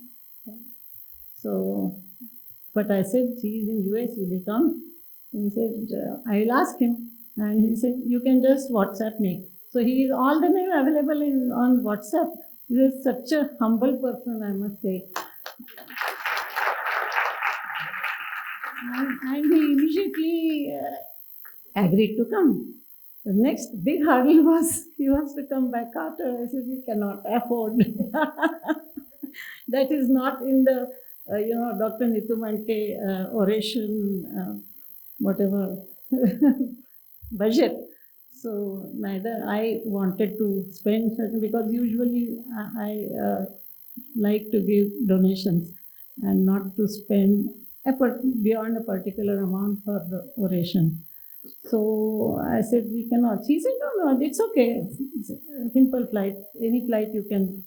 So that was great. Again, it was a shock. And finally he came by a chartered flight himself.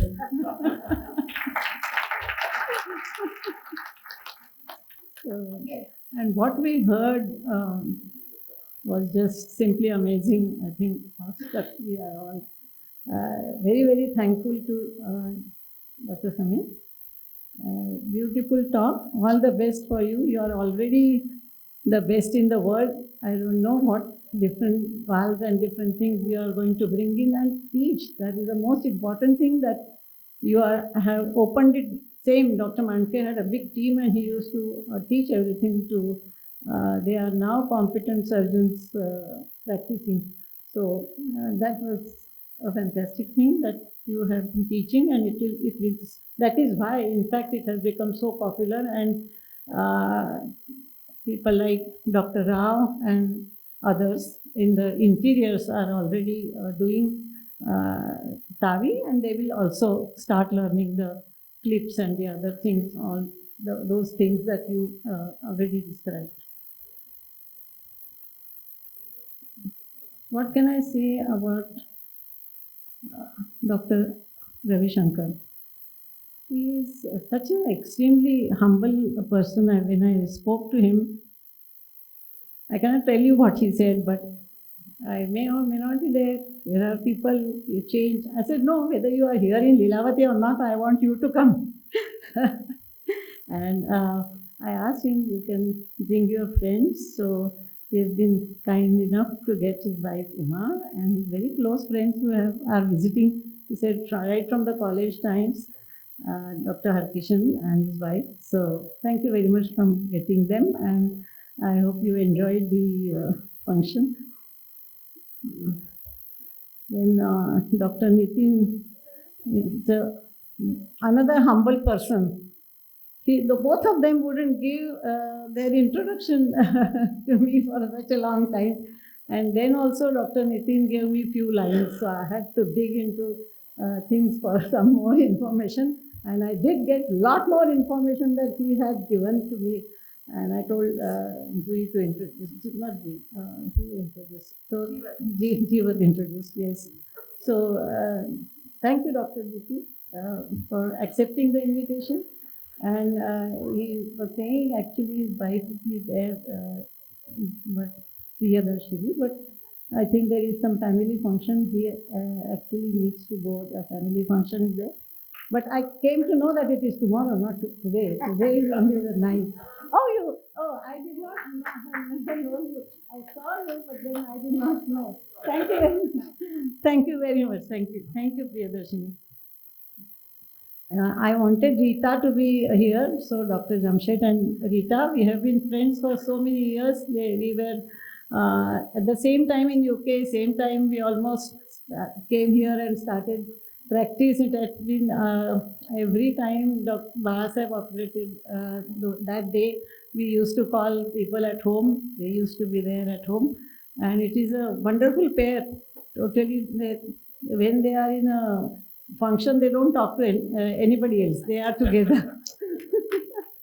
Very sweet, very, very sweet people.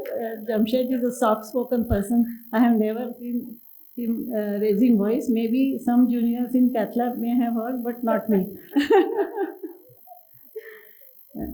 Sunil, I requested him.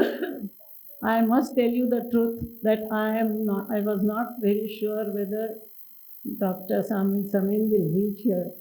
There may be problem like flight can get delayed, and our program exactly starts on time and finishes on time. So what can I do? So I requested Sunil, just in case you are doing TAVI, so you are such an, I know he had gone to Switzerland, right? Yeah, and he attained and he had joined Jamshed, and then he joined right from the beginning Kokirabel, and I know he's a very stable, soft-hearted cardiologist and very successful one at very young age, I must say. So I thought I will tell him, I requested and he agreed. You know, he was going to speak TAVI if Samin doesn't come, the complete TAVI. So he was kind enough to give a little background talk for TAVI, which also included, and I came to know that he actually learned from the great person who unfortunately passed away just today. I know his parents for a very, very long time, from Hinduja time. I know his sister, so I know the whole family. I expected all of them to come here. Usually they come for our 22nd May program, maybe because this is a medical program, or maybe they were busy because wife is working, so they have not come. So I asked him whether they are coming. Usually they do come. I would have liked if they had come to listen to their son's speech. I want to mention Dr. Divekar Madam and many other seniors who have come for this, particularly Divekar Madam, and Lata and Urmila, my classmates. They took the responsibility of bringing her here. It is not that she requires help, but just somebody to be with her. She has been as a chairperson for one function, and her son-in-law was the orator. Yeah. So thank you very much, madam. Then of course, Alaric and all my family, I cannot thank enough Thank you very much for enjoying the function. Thank you, Dr. Mandke. Give a round of applause, ladies and gentlemen, to our speakers. And as tradition, we could please join us all for hiding the movies for here.